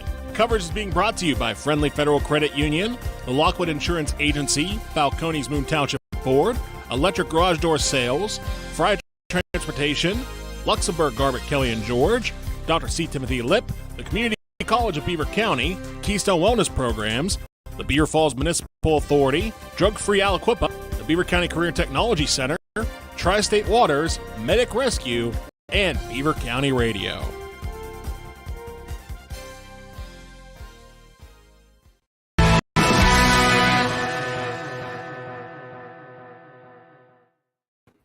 Week 7 edition of the Halftime Show on the Trib Live High School Sports Network. Don Rebel along with Chris Harlan. The stretch run is upon us. Over the next couple of weeks, we'll be looking ahead, talking about playoff scenarios as we get closer and closer to the march to the North Shore. For that reason, they're hoping, hey, maybe if playoff scenarios as we get closer and closer to the march to the North Shore, the march to North Huntington, the WPIL playoffs 2022. Now, however, in this edition of the Halftime Show, we're looking a little further ahead, like as in years ahead. Well, not that far, but nonetheless, it's time to talk recruiting. And one of the men who really has a great following on recruiting year in and year out, not only in this area, but throughout the Commonwealth, is my partner, Chris Harlan. Chris, before we talk about this class of 2022, we were sort of talking a little beforehand about how, recruiting has changed. There's now 2 official signing days instead of 1. We've had that for a few years now, but also the change of the transfer portal on the college level, and how maybe it's taken a little bit of the steam out of recruiting, but you brought it to a different angle that I thought was interesting, in how the portal may be affecting high school recruiting. Yeah, it's not good for high school recruiting, that's for sure. Because I think what you see is, maybe going into a year where a college thinks they have a certain number of spots at a position. Maybe a team needs 4 linebackers, so they're out there recruiting 4 linebackers. But then along the line, they get a few transfers in. That starts taking away some roster spots, some scholarships you see for high school kids. So, a kid might be wanting to go to the school he prefers, his dream school. Sure. But if they get some transfers in at that position, that certainly, quickly changes up the whole formula and the spots available. So that's a whole nother element now that's in play. And I think it also sees kids committing to schools maybe earlier for that reason. They're hoping, hey, maybe if I get in now, I can get one of those spots. And then when everything comes down later and they fill up spots, it'll be somebody else who gets bumped and not me, because I've already committed to the school. But yeah, no doubt the transfer portal is now another piece in this whole recruiting puzzle that causes problems. And for high school kids, it's good for colleges, but definitely for colleges that get the kids. Yeah. But it's definitely a problem for high school kids. Yeah, you aren't seeing too many kids who make that original commitment end up finishing at that particular school, whether it's in 3, 4, or 5 years that they are playing at that level. All right, good stuff. Let's talk about this 2022 class. I think everybody felt, even going back a ways, that excuse me, this group little light on big time talent. There's a lot of kids that will end up going to a lot of different schools, but as far as the big schools are concerned, especially compared to years past, this is a little on the light side. It is. There's still some good talent here. I think by my count, we've got 6 guys going to Power 5 schools from the 2023 class. If you take FBS overall, there's around 16 right now who are committed. So that's a good number. We've had way more than that in other years in the past. Sure. But right now, you look at this group, it's a solid group. If you look at the Power 5 guys, right now you got Rodney Gallagher of Laurel Highlands going to West Virginia, Tamir Robinson of Brashear going to Penn State, Lamont Payne, Chartiers Valley, also going to Penn State, Braylon Lovelace from Leechburg committed to Pitt, Devon Fuse, Washington, going to Rutgers, and Jordan Meyer of Thomas Jefferson committed to Wisconsin. So you look at those 6, I think that's a solid group of 6 guys that are going to Power 5. A couple of them there at the top, when you look at the big recruiting coming into the year, the big questions were Rodney Gallagher, Tamir Robinson. Those were the ones that people were following. Lamont Payne is a big-time recruit too, but he had committed all the way last September. He committed to Penn State. The other couple guys there, Rodney Gallagher, Tamir Robinson. Gallagher committed in May to West Virginia, which I think most people think WPIAL as being Pitt territory. But for him, growing up in Fayette County, he considered that West Virginia territory. They're right there near the border. So that's what led him to West Virginia. His family could go see him play. Tamir Robinson committed in July to Penn State. For him, it really came down to what the love he got from Penn State staff. If you go back a year ago, he tore up his knee in a C-League playoff game and had to have a knee surgery, and hasn't played at all this year while recovering from it still. But when he had to have surgery back then and during the rehab process, Tamir talked about how the Penn State coaches just really reached out to him. I mean, they sent him videos wishing him luck in the surgery and checked on him afterwards. And so it came down to time to pick a school. For him, Penn State was an easy choice, he said, because he just felt that love from them and felt like they really cared about him as a person. So that just shows you, how much the recruiting is about building relationships with kids beyond just the X's and O's of football. Look at some of the other guys here who are committed to FBS schools. Cruz Brookins, Steel Valley's headed to Kent State. Cameron Cheatham from Brashear, he's headed to Akron. A couple kids going to Toledo. Chris Diapollonia from Seneca Valley. Gavin Mole from Bethel Park. 2 teammates headed to Navy. I think that's always interesting. You see the service academies always on the list every year, but this year two teammates, Luke Lawson and Aiden Lysek from Seneca Valley, both going to Navy. Joe Enoch from Penn Trafford to Central Michigan. Conlon Green, also from Penn Trafford, he's committed to Temple. Gregory Smith from Steel Valley and Rayon Strader from Penn Hills, both headed to Miami, Ohio. So a good group there of all guys going to FBS schools. A couple other names going to FCSs.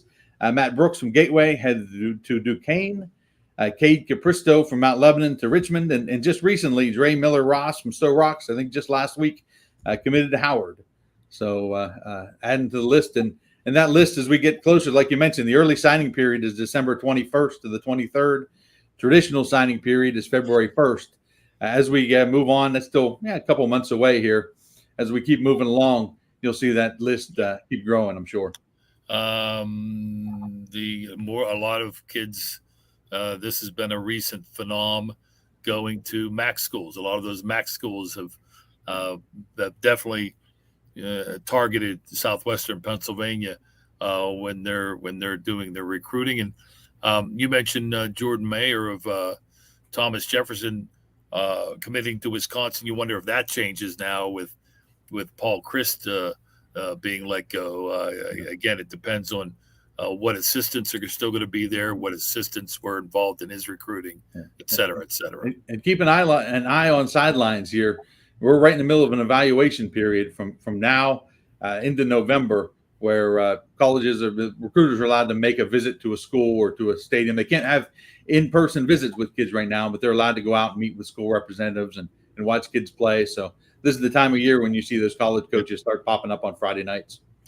Good stuff as always. Check out hssn.triblive.com on a daily basis. You should be doing that. But anytime something breaks, recruiting-wise, Chris Harlan is on it. Good stuff, Chris. Chris will be breaking down the playoff scenarios with myself over the next couple of weeks as we are in stretch run football mode. Enjoy the second half of the game you are checking out here in Week 7 on the Trib Live High School Sports Network.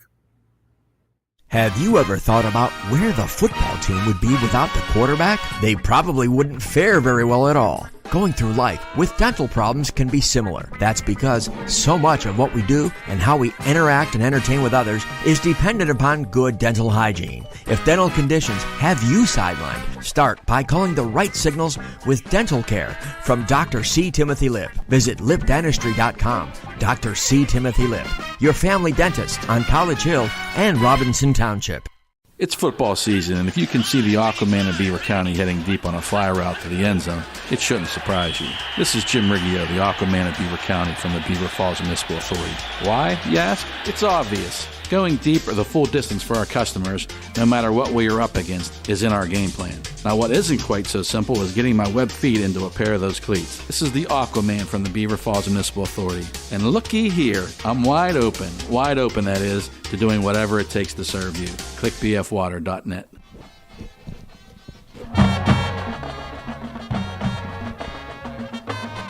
We're back. The band in the background, and let's talk about the band's first thing. For Western Beaver, we had a couple young men. Logan Kane, a freshman, offensive lineman, defensive lineman. He played the trumpet, I believe. No, he played the saxophone. And Blaine Crislip, a freshman, offensive lineman, defensive lineman, and making some action in the second half, played the trumpet. So 2 Western Beaver players. And for New Brighton, young man Travis Davis is out on the field, and where's that young man at? He's playing, I believe, the trombone. So let's give credit to the bands here at New Brighton. It's homecoming, and we won't belabor it. New Brighton down 54-7 at the half, but let's go around the county a little bit and see what we can tell you. Moon at Bethel Park. We do not have an update on that game. Blackhawk Western Allegheny in the Parkway. 6-1 West A, 3-4 Blackhawk. And Blackhawk has played 3 tough games in a row. I'm Mike Kazadian, he's John Parada. And John, they've played Central Valley, Aliquippa, West A back to back to back. Tough schedule, but they're hanging with West A 7-7. That's, to me, a little bit of a surprise. That is, and I'll give, as we alluded to for a few seconds there in the first half, I give them a lot of credit because they had back-to-back rough games against Central Valley, and Aliquippa got blown out in both of those games early, kind of similar to how New Brighton's got blown out here by Western Beaver tonight. But they've hung in there and bounced back against a very good West Allegheny team in a position to maybe pull a little bit of an upset. Central Valley up over Ambridge. We know that for sure at the half. And that is... Central Valley was up 42-0 over Ambridge. We don't have Montour Chartiers Valley score, and Aliquippa easily up over Newcastle at the half, 48-0. So everything in the Parkway as you thought, except for one. Hopewell and South Park, early on it was South Park 7-0. Now, just as I said, Mr. Frank Sparks tells me South Park 14-0 over Hopewell. Hopewell needs a win to clinch a playoff spot. You heard it. And they have a tough schedule. They got to play West Mifflin next and then Beaver. So if they lose all 3, likely out. If they win 1, likely in. It's hard to say, but Hopewell could break that. Quaker Valley and West Mifflin. West Mifflin easily up on them, 35-0. I'll bring John back in. Nothing yet on Seton LaSalle Beaver. So talking about the Western Hills, we had Hopewell on, and they're down only 14, but their offense doesn't seem to be doing anything here at the half against South Park. No, it's rough going for Hopewell so far in a big game. And, of course, we had Coach Matt Weiss and a couple of the players on the Coaches Corner Wednesday night. A lot of fun. Had a really fun visit with them, and they were so fired up for that game. They knew how big it was. Knew they had a long way to go, long way down there, and looks like maybe they came out a little bit flat or what have you, but they need to kick it in gear here because that's a very, very important game. Yeah, because right now, if they would lose all three of these, they would then be behind Avonworth, Beaver, South Park, and West Mifflin and miss the playoff. But if they win one of those, they should get in over a South Park or a Beaver. It depends. It might come down to that game, Hopewell Beaver. That could be a game that we see on one of the stations in Double-A. Beaver Falls is up over Elwood City at the half. I did not have a score, as I'm getting scores from numerous things. Let's see. Beaver Falls was up over Elwood City 28-7 late in the first half. Freedom and Mohawk, no score. Riverside and Neshannock easily up over Riverside. They were up over Riverside 7-0. A quick update, Blackhawk West A after 3 7-7. Wow. How about that one? And Western Beaver here over New Brighton as we wait for the teams to come back on the field. Southside Beaver and Laurel, one of the big games. Southside now up on Laurel. 9 minutes left in the third quarter. So a lot of games going toward the third because we had a long first half. Southside now up 16-14, John, and that is one of the biggest games in the county. It's the Beaver County and Lawrence County connections. We have a couple sections with those. We have the MAC and we have the Big 7. But Southside looking to go 8-0 now up on Laurel. That is a big game. Yeah, a real big game. Not just Beaver County, but the WPIAL. The big go a long way toward determining who wins the Big 7. So, that will be a good game to see. I thought that was going to be a good game. Should be a good one. Should be a good ball game, and it is a good ball game. And, I can't help but think seeing the New Brighton band, Mike, and being homecoming here at New Brighton and all the festivities. Too bad they didn't have an alumni band. You know why? Because our good friend, our producer, Curtis Walsh, could have been in the alumni band tonight. He played the drums, and then he also played guitar. So the young man is a guitar player. We're gonna. I think one of these days we might be saying, "I know that guy." I think so too. Could be. He'll be opening for somebody at a stage near you. He might be featuring the main event. Yeah. Quickly, Avella had to forfeit. Olsh now moves to 7-1. Avella did not have enough players to field at that game. No score on Fort Cherry Cornell, and no score on Rochester at Clairton. Here we go as we get ready for half number 2. I want to thank our sponsors. Of course, thank the Beaver County Career and Technology Center, the Fry Transportation, the folks at Fry Transportation. In fact, you know someone that runs that company. In fact, the owner of Fry Transportation, Daniel Fry Jr., better known as DJ Fry, has to be pretty happy about the way this game has gone so far. And you want to know why? Because he was a star running back at Western Beaver back in the day in the early 2000s, I believe, late 1990s. And I would think a happy day at the Fry Transportation Center, who transported the Golden Beavers here to New Brighton. A couple other things. We want to thank Trib Live, of course, and CCBC will have the players of the game after the game. And don't forget, Mr. Bruce Fry and the Electric Garage Door post-game show. How could you not want to stay tuned for Mr. Fry and Mr. Sparks, I believe, will have it. And we go here second half, and we are ready as Western kicks off to New Brighton. New Brighton will have the ball first. And a running clock with the mercy rule in effect with more than 35-point deficit, or spread, I should say. New Brighton will field and bowled under and tackled. No, he's not. He gets a man. He gets away and up the sidelines and out of bounds. That for New Brighton is Darrell Rogers Jr. That was pretty neat. That's a pretty nifty return there by Darrell Rogers. That was pretty slick. It looked like Western Beavers going to had him surrounded, 4 guys around him, and somehow he darted through them and got about a 12-yard return on a return where he would have been lucky just to get about 2 yards.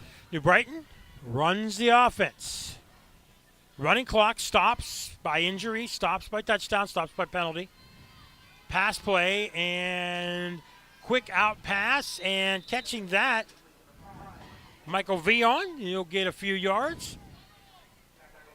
Again, timeout, injury, touchdown, or officials timeout. Yeah, officials timeouts. So other than that, doesn't matter if you run out of bounds. Doesn't matter if the ball is downed or incomplete or anything like that. And it's the mercy rule, and it is just designed a lot so we don't see players get hurt. Looks like Western has. They still have their starting defense on the there. field, yeah. I got to believe that's not going to be for much longer, though. I just don't think that they have much of a chance to blow this 47-point lead. Back to pass. Throwing the ball down the sidelines, and just it falls incomplete. Swatting at it was number 11, Jaden Bishop, and that was intended for Kyler Rombold. Double coverage on Rombold. Yeah, good coverage, and, Rombold's been their biggest playmaker tonight, and Western Beaver well aware of it, and they're not going to let Rombold beat them. He did get one big gain for about 40 yards in the first half. He's been beating him on a lot of short patterns, but you can tell they're not going to try to let him beat them deep down the field again.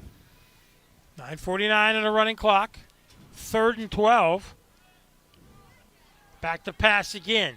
Under some pressure, dumps the ball off, and incomplete. Almost intercepted. Yeah, he got a little lucky there, Taylor. The ball didn't get picked off. Threw it more to the Western Beaver defender than his own receiver. And we'll see 4th and 12. I would imagine they're going to assess. They are sending the punting team out, being in their own territory at the 35, 33, wherever. Has to be an official's timeout here with the stop clock. Yeah, it looks like number 60 almost had the interception for Western Beaver. That's Ryan D. Dominicus. He's shaken up a little bit on the play there. So that's why the clock stops. 9:34 remaining in the 3rd quarter. It seemed like when he jumped up to try to make the interception, he kind of landed awkwardly when he hit the ground. So I don't know exactly what's wrong, but he's walking off under his own power. So they wait for the officials to run the clock, and he does. 4th and 12 here, and they will go for it. Nope, they're going to punt. 9:20 left here in the 3rd. As we wait, snap is good, and the punt. Fielded, and no, they're going to let it roll, and it's going to take a New Brighton bounce to the 33-yard line. So turns out to be a pretty good net of about 34 yards. New Brighton, the one adjustment they have made after getting a couple punts blocked, they have their punter back further than usual behind center because Western Beavers has got in there so fast on the punt block team that they couldn't even get the kicks off. So that's a good adjustment. For Western Beaver, Florence comes out. There's a whole string of guys coming out last minute, so I don't see Florence. So we're going to have to get some new numbers for you guys. And it looks like Lefever's out of the game. Yes, he is. Jaden Bishop? Jaden Bishop in the quarterback now. Bishop. I think it's Bishop. No, it's Eli Cooper, yeah, it's actually. Eli Cooper. So Cooper hands it off, and that running the ball, that is DeAndre Robinson, I believe. I believe you're right. Yes, it was DeAndre Robinson. Robinson goes right side for about 4. So in at quarterback, young sophomore Eli Cooper. Is he the heir apparent? Well, he's going to get a chance here today. He's the only other quarterback listed on the roster. Cooper, a sophomore, 5'9", 190. Back in the shotgun formation. 2nd and 6, 7:41 on the rolling clock. Cooper barks the signal, handoff again. Comes left side and busting through one man, getting tackled pretty hard, and that is number 21. That's Blake Marshall. Am I right, or is that 23? That was 23, DeAndre Robinson again. Yeah, DeAndre Robinson. Robinson played a lot as a junior early in the season, but I think, John, that Aaron Smith, the senior, and Tyson Florence, the junior, just beat him up. Yeah, I think Florence, understandably, Florence has had a great year, 804 yards coming in, no doubt. 6 touchdown performance last week against Riverside. Kind of hard to unseat somebody like that. 35 under center. And quick pass play, and close to the first down on the screen pass is number 28. That was Dalton Summers. And that is going to be 4th down and 1. And with 6:34 on the clock, these are teachable moments. I don't see any sense in punting, but, you're talking JV against – I don't know if New Brighton has their starters out. I would think there's some out there. But, it's these young men deserve a right to play too. So 4th and 1. And a lot of these kids will be playing varsity next year. Handoff again, right side, rumbling. And rumbling past a lot of New Brighton players. And down to about the 20-yard line is DeAndre Robinson. First down. Well, Western Beaver, we questioned them passing in the first half, fourth down in their own territory. They're running basic plays now, and New Brighton's just not stopping them. So you can't really accuse, I know, Ron Busby of running it up this time. I mean, you have your second string in. Those kids want to gain some yards to make a name for themselves and open some eyes. You certainly can't tell your running backs, hey, get to the line of scrimmage and fall down. I know, you can't do that. So. I agree with you. Yeah. We got an update from the Fry and going left side is the quarterback, and busting through for about 8 or 9 yards is that young man, and that is Eli Cooper. Quickly from the Fry Transportation Instant Update Desk, 49-0 Central Valley over Ambridge, middle of the third. And how about this one? South Park now 21-0 over Hopewell. Clareton 18-8 over Rochester in the third. It'll be 1st and goal for Western. A lot of years that Rochester-Clareton game would have been the two best teams in the WPIO and A-ball playing Running each other. right side, Robinson, he gets to about the 3 and out of bounds. Mike, you brought that up earlier about New Brighton having a lot of history here and this being a pretty archaic place no doubt. in a way, but a lot of great history here. I covered many games here over the years, and you think back to the late 60s, Ron Poe James, the great running back who a lot of people will still insist was the greatest high school player in Beaver County history. And when I say the word archaic, the field's old, the fences are old, but the stands are still rather new. It's still up in the hole. It's still in the same place, but they have nice facilities here, nice field house. I shouldn't have said that word. I should have meant old and different words. Historic. Historic is the word I'm looking for. And that's a fumble. And New Brighton recovers. Yeah, bad exchange there bad between exchange. Cooper and Robinson, and New Brighton fell on it. So Western fumbles the ball, and that's their first turnover of the game. So New Brighton gets the ball, and they're going to be at the 5-yard line. The Lions with the clock running. The score's still 54-7. This one's been decided, but we have business to take care of. We will keep giving you scores from the Fry Transportation Instant Update Desk. And whistles blow, and what's that mean? Western's going to call a timeout, and with that, we'll take a quick one as well here on WBVP, Trib Live, and Facebook Live. We'll be right back.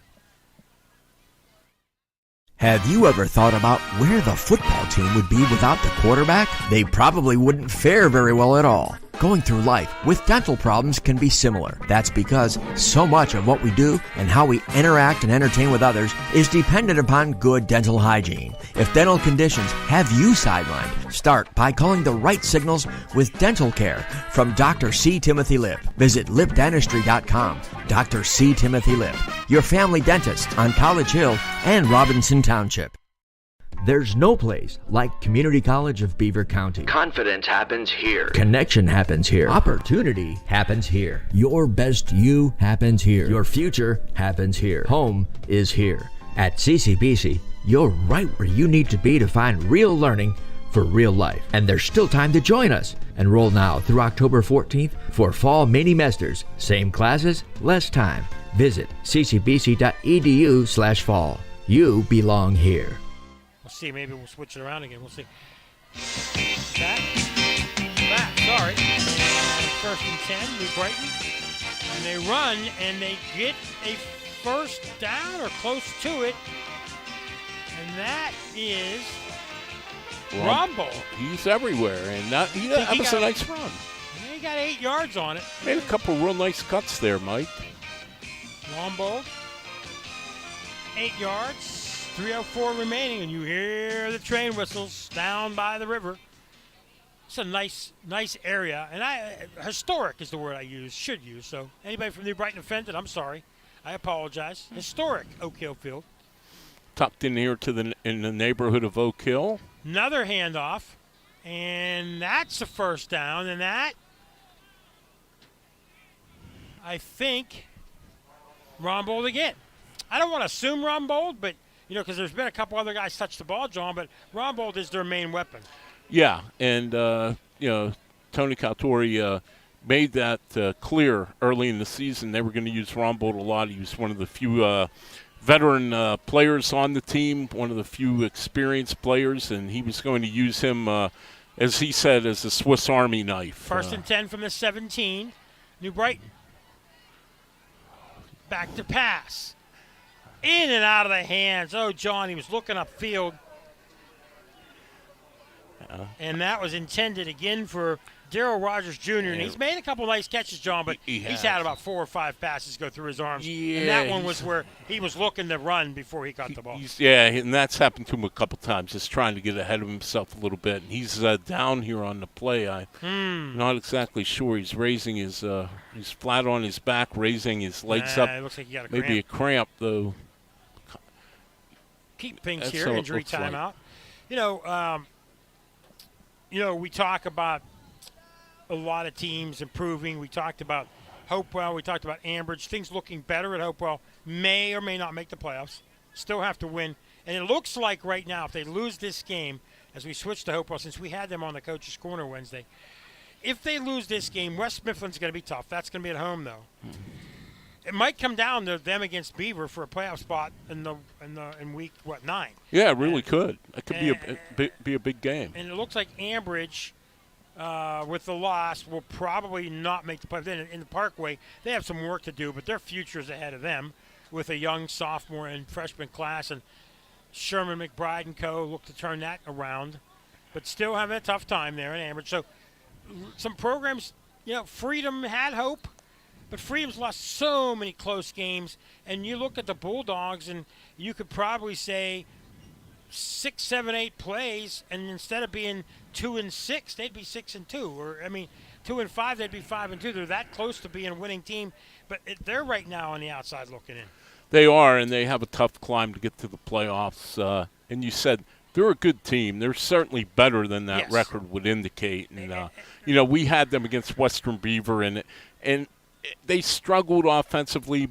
It was a wet field. It just wasn't a good day conducive to playing football, so both teams didn't look their best that afternoon. City's growing. They finally win a game. Riverside, good early, but injuries have knocked them a little bit. So it's kind of like Rochester's had some injuries, a quarterback down again.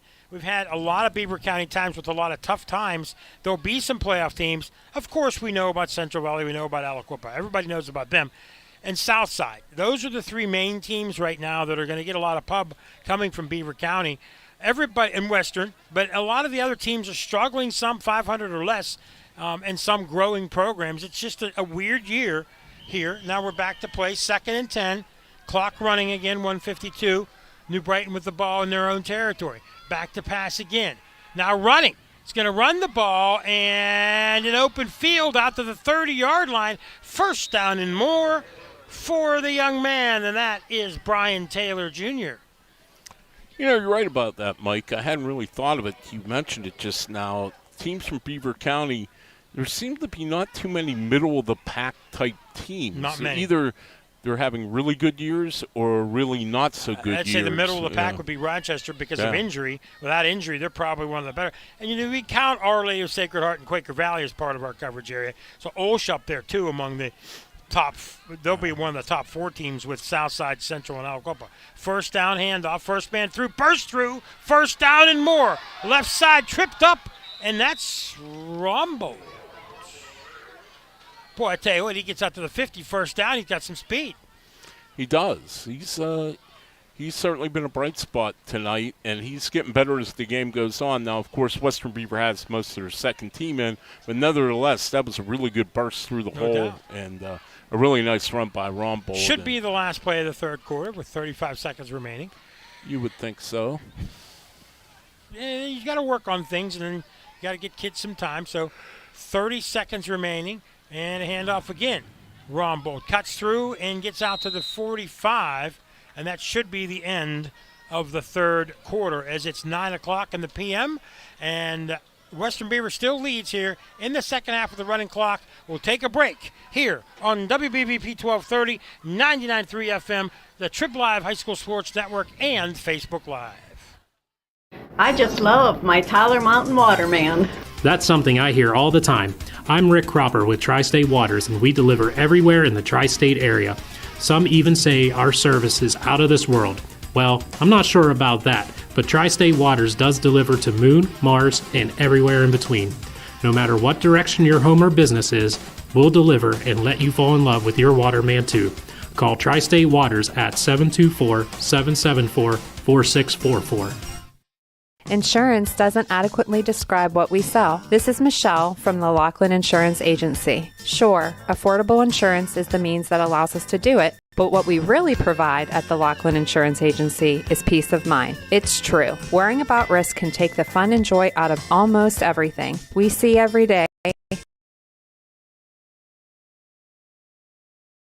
How having peace of mind can lead to more enjoyment, which last time is a fairly enjoyable. INSagency.com. Well. We're back. Brighton switches sides. They're moving right to left here. 12 minutes to go. Running clock down 54-7. Second string it. We'll give these kids everything we can. Back to pass. Down the sidelines. Caught by New Brighton. And that is Tyler Rombold again. No, is that Rombold or Trayvon Phillips? It's Tyler Rombold Is that again. Rombold? Man, that kid can play everywhere, doesn't he? He's a Swiss Army knife. As you said, big gain of about 25 yards down to the 20-yard line. Yeah, exactly. How about that math there, huh? How about that? I wonder if he can cut open boxes, too, as a Swiss Army knife. He probably could. Actually, 24 yards down to the 21. Handoff. It's Rombold again. He goes right side. He bursts through and down to about the 15. And good tackling by Western Beaver. Driving are the Lions. They've had the ball most of the second quarter. And now here into the most of the third quarter, and here into the fourth.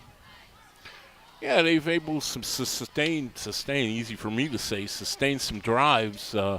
And they've played better. And, I'm not making excuses. They're down 54-7. You can't get past that fact. But they've at least hung in there, and they've kept trying. I mean, they haven't just totally put their heads down and quit. 2nd and 4. Back to pass. Caught by Rombold. Makes a move. Makes another move. Bursts down and gets inside the 10. Inside the 5. First down and more. Kyler Rombold. And I think, as we pick the CCBC players of the game at the end, I think for New Brighton it's easy. And I think for Western it's easy too. I'll get your thoughts when we go to the next commercial. But, boy, a nice play by Rombold yet again. 1st and goal at the 4. I would expect Rombold to get the ball again. Probably. And he has really played well here tonight. And 1st and goal at the 4. Handoff to Rombold, and he bursts through, and he gets into the end zone. Kyler Rombold for the touchdown for the Lions. Kyler Rombold, it was all Rombold pretty much. Receiving, running, he's played quarterback, and another touchdown for the Lions. Makes it 54-13. Let's see which one was the Lions. And the point after attempt coming. And that is going to be Caden Pavlinich. And that is up. And that is no good. No good. So we'll go to a break. And at 54-13 here at New Brighton on WBVP, Trib Live, and Facebook Live. When accidents and injuries happen, you need the experience and insight of the legal team at Luxembourg, Garbett, Kelly & George. Since 1934, they've been committed to the physical and financial recovery of personal injury victims. Attorney Larry Kelly. At Luxembourg, Garbett, Kelly & George, we have a culture. And that culture is that we're not going to get out-lawyered. We're going to make sure that we know the law as well as anybody. You don't even have an idea what facts are important until you know the law. Once we identify the law, we know what facts will determine the outcome of this case, and then we go out and investigate those facts to make sure that we have a factual pattern that is supported by the law that could lead to a successful outcome for our client. For initial consultation, call the law firm of Luxembourg, Garbett, Kelly & George at 724-658-8535 or online at lgkg.com. Luxembourg, Garbett, Kelly & George, keeping promises for over 80 years.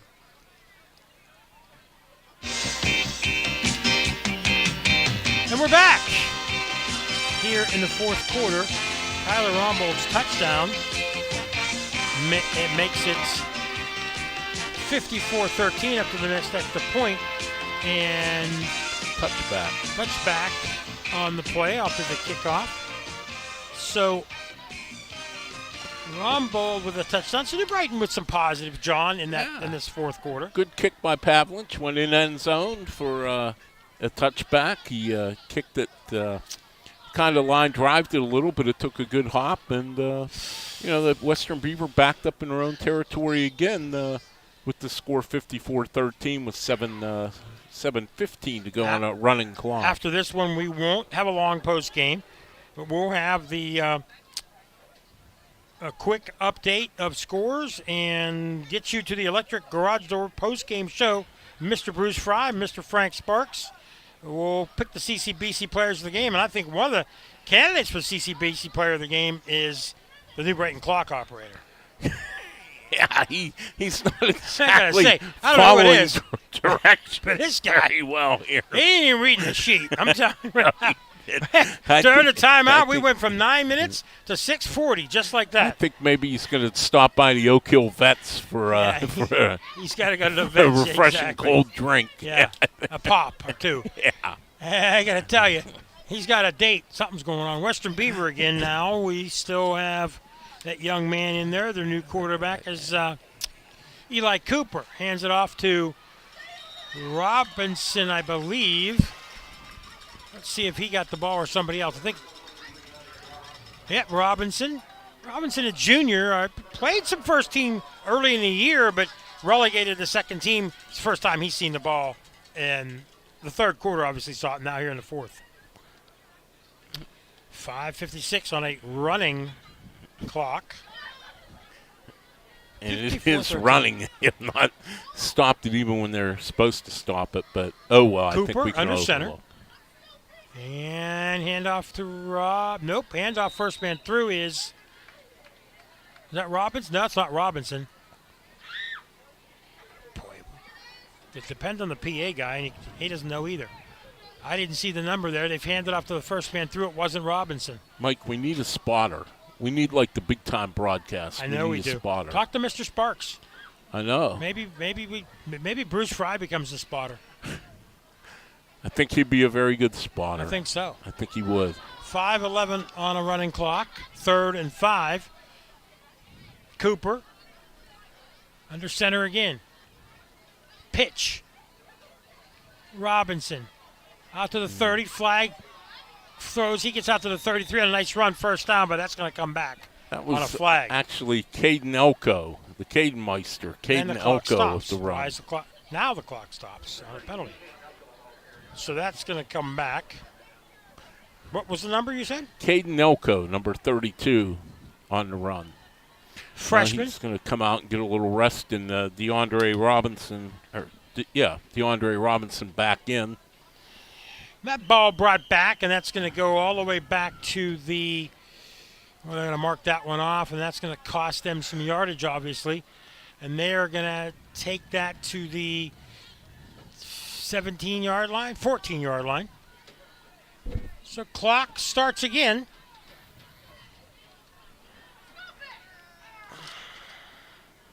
Cooper. Pitch. Cooper takes it himself on the fake. Goes left, first down and more. Cooper out to the 40, 45. As he fakes the pitch and he takes it, goes around the left side. And Cooper has some speed to him as well. Looks like he could be a nice replacement for Mr. Xander Lefevre after this year. You know, that was a nice play, but it was almost a costly play for Western Beaver. Tyson Florence on the sideline almost got ran into by Cooper, and Florence last second jumped out of the way. That would have been a freak injury and a big injury for Western if something would have happened there. So 3:48 remaining. Cooper under center. Handoff. Robinson, first man through. He bursts through into the secondary, and he's gone. That is going to be a touchdown, and that is going to be for 60 yards. 60 yards and 60 points for Western Beaver now on that run. Just a basic, up the off tackle, up the middle, off really over the right guard play. Had clear sailing and just outran the New Brighton defense. And you could tell he had fresh legs, and a lot of New Brighton kids have been on the field a lot tonight. They didn't have so fresh legs, and he was just able to outrun them. And the point after attempt by Caden Pavlik. Wrong guy. And that is no good. And we'll take a quick break here on WBVP, Trib Live, and Facebook Live. Clock's still going. Listening to live sports on the radio in Beaver County is a tradition. This is Craig Fontana from Moon Township Ford. And I ought to know. My dad built called games for over 50 county people. The best call you can make is to buy your next new or used vehicle at Moon Township Ford. Click moontownshipford.net or visit Moon Township Ford on University Boulevard. Falcone's Moon Township Ford, where friends send friends. It is what it is. We're back. Running clock here, and when we say running clock, it is a running clock here at New Brighton. And their Lions down and second team in here. We don't have much time, under 2 minutes. Just to remind folks to stay with us. We're going to have a quick recap of this one, and Western Beavers winning easily. Second team for everybody pretty much out there now. And we'll have the CCBC players of the game, and we will have the Electric Garage Door post-game show. Following this, we may catch the end of the Central Valley Ambridge game, but both games look to end at about the same time. We may not even get a playoff here or not. We're going to get a kickoff anyway. 60-13 the score. I don't think they're going to let me back in Oak Hill Field anytime soon. I covered did the game here with Rochester with Bob early in the year, and they got beat 60-13. And tonight, it looks like that's going to be final score again. It's amazing 60-13. Western Beaver with a kickoff, and it is a little pooch fielded at the 30. 30, 35, 40, and that is, I thought it was number I didn't see who that was. But New Brighton's going to probably have one play here left in this one. And they didn't exactly follow the direction. Are they even going to take a play here? They don't seem in a big hurry. I don't even know. They've got some JV players out there, but that clock is running, and I don't know if they're going to they'll get a play off. And not sure who the quarterback is here, but 21 seconds to go. And they're going to throw a pass, and that it goes incomplete, intended for Jaden Salata, and that'll be it. That's Dash Graham, who is in at quarterback. So that's it. Final score, Western Beaver, the Golden Beavers come in to make a statement at Oak Hill and they beat New Brighton 60-13. We'll be back to wrap this one up here on WBVP 1230, 99.3 FM, the Trib Live High School Sports Network, and Facebook Live. Have peace of mind that when an emergency strikes, we'll be there. That's why a Medic Rescue membership is so important. Medic Rescue has been Beaver County's #1 provider of emergency medical care and transport services for over 40 years. Our trained paramedics and emergency medical technicians are knowledgeable, experienced, and can evaluate emergencies quickly and accurately so that you get the life-saving care you need. Get the comfort that comes with a Medic Rescue membership. Call today, 724-728-3621. Medic Rescue, caring for our community. I'm Tiani and I'm equipped. Hi, I'm John, I'm a Bobcat. Hi, I'm Cassie and I'm a warrior. I'm David and I'm a warrior. Hi, I'm Dominique and I'm equipped. This is Daniel from Hopewell, a proud Viking. Well, it's true that when it's game time, we might be on different sides. It's the other team that we are all part of. A team that will make a real difference once the season is over. That's because we are all training for a very long and profitable postseason at the Beaver County Career and Technology Center. For 45 years now, the Beaver County Career and Technology Center has been creating top-notch performers from all local Beaver County high schools. Our spirited recruits have made the starting lineup and performed like all-stars in many different fields. Why not join our team? Visit bcctc.org, celebrating 45 years as the best place to start a career. The Beaver County Career and Technology Center. It might be time to repair or replace that old garage door. By Barrickman, here for electric garage door sales in Monaca. Call on Robin and her team of expert installers. Dial 724-774-3200, and your door will work like a charm. Featuring CHI quality garage doors and LiftMaster garage door openers. With over 50 years of experience, Robin and her team will get it done right. Give them a call, 724-774-3200, or find them online at electricgarageDoorSales.com. If you're a parent that's already watched plenty of youth baseball or soccer games, you know the value of teamwork. Whether it's the team on the field or your team of family members at home, strengthening that group can pay off in many ways. Keystone Wellness Programs is offering their free Strengthening Families program in Beaver County for families of children ages 10 to 14.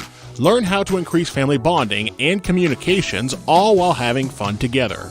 Visit KeystoneWellnessPrograms.org for details. It's football season, and if you can see the Aquaman of Beaver County heading deep on a fly route to the end zone, it shouldn't surprise you. This is Jim Riggio, the Aquaman of Beaver County from the Beaver Falls Municipal Authority. Why, you ask? It's obvious. Going deep or the full distance for our customers, no matter what we are up against, is in our game plan. Now, what isn't quite so simple is getting my web feet into a pair of those cleats. This is the Aquaman from the Beaver Falls Municipal Authority. And looky here, I'm wide open that is, to doing whatever it takes to serve you. Click bfwater.net. We're back, and quick wrap up with this one. Western Beaver wins it easily. They take the opening kickoff, and in 2 plays, a Dorian McGee 47-yard touchdown. He catches the ball over the middle of the field, just rumbles in. It's 6-0 after the missed kick. New Brighton fumbles on their first play. Then a 20-yard Tyson Florence run made it 13-0. It was 20-0 after Jackson Lillier, after a blocked punt.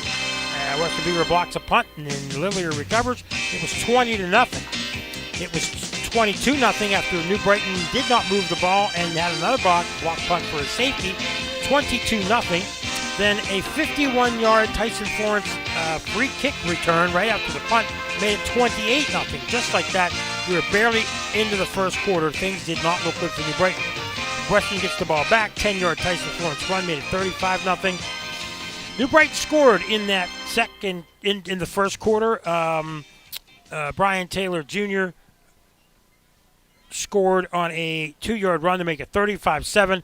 Levi Gray for Western at the end of the first quarter made it 42-0 on a 7-yard touchdown catch. It was 42-7 after the first quarter. Into the second quarter, it was Xander Lefevre scored on a 47-yard end-around run, made it 48-7.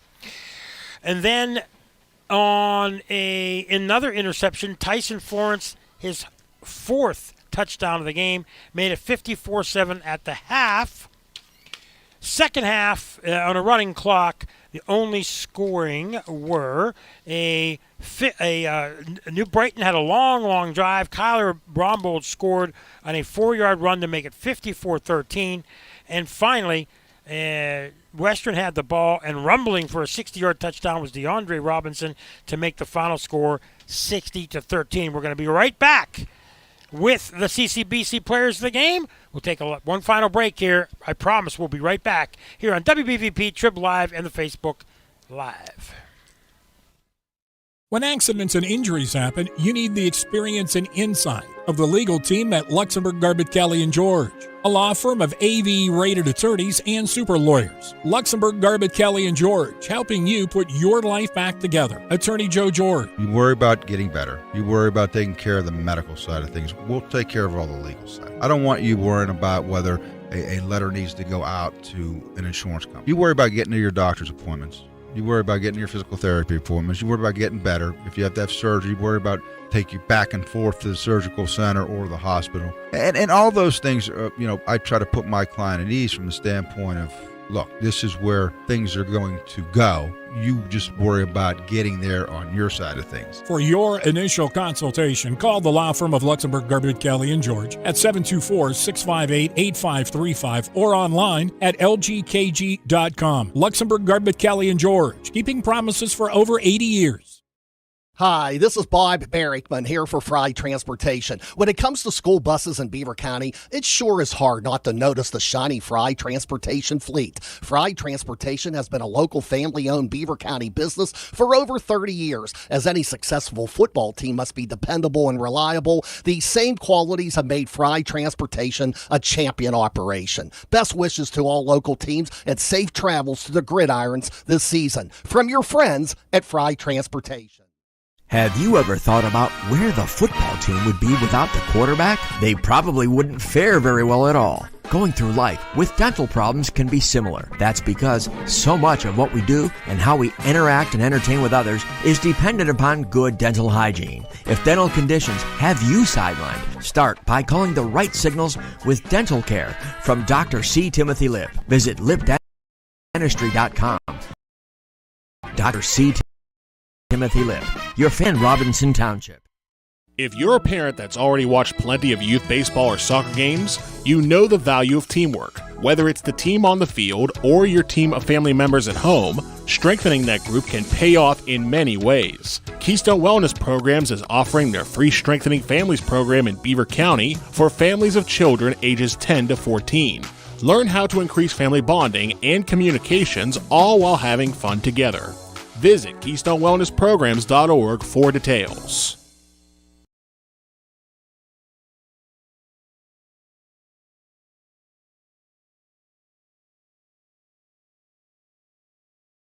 It might be time to repair or replace that old garage door.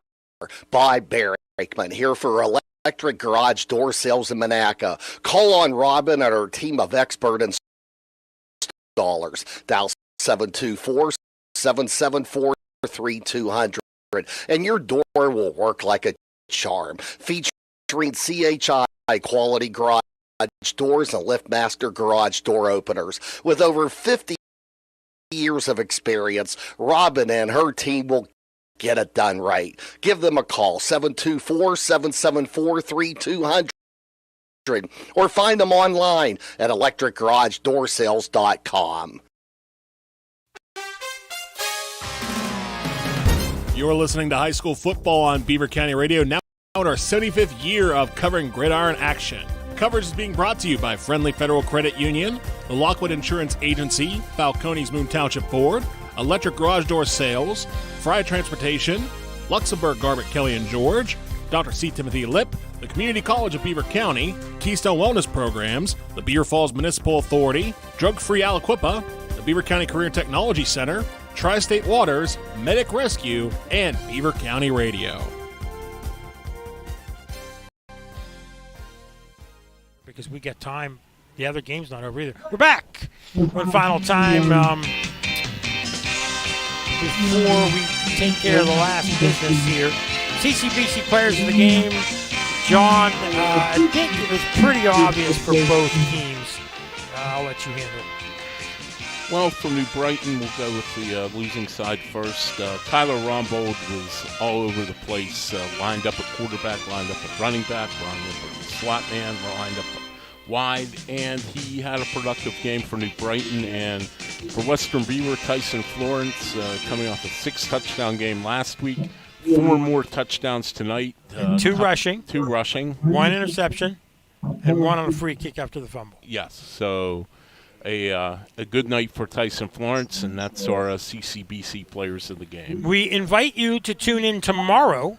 Geneva St. Vincent, airtime 12:30. Mr. Bruce Fry has that for you. Geneva, the Golden Tornado. Next week, as of right now, on WBVP, it will be Beaver at Quaker Valley. That is subject to change as we get into the later part of the year. We try to get the best matchups.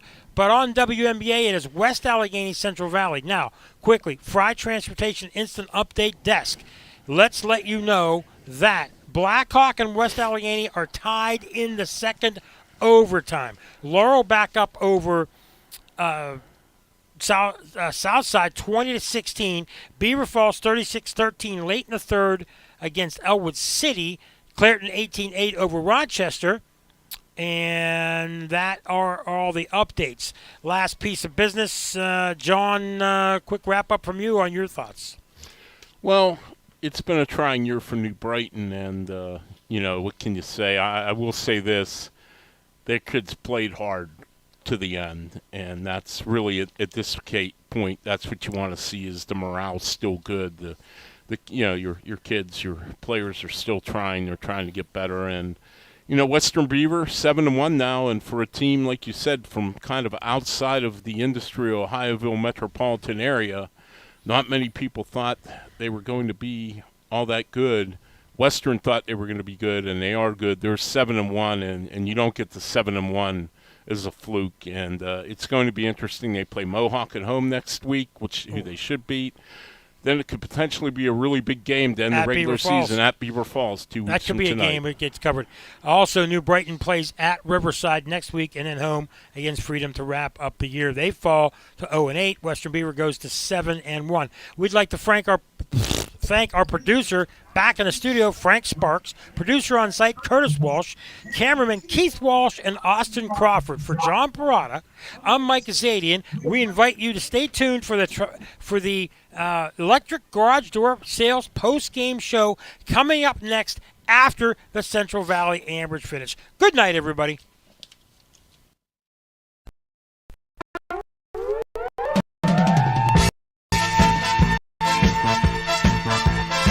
Thank you for tuning into coverage of 2022 high school football on Beaver County Radio and the Trib Live High School Sports Network. After tonight's game, head to beavercountyradio.com for all the latest scores from across the Beaver Valley. And make sure you keep your dial set to the goal line for action all season long on 99.3 FM, 1230 WBVP, and the Trib Live High School Sports Network.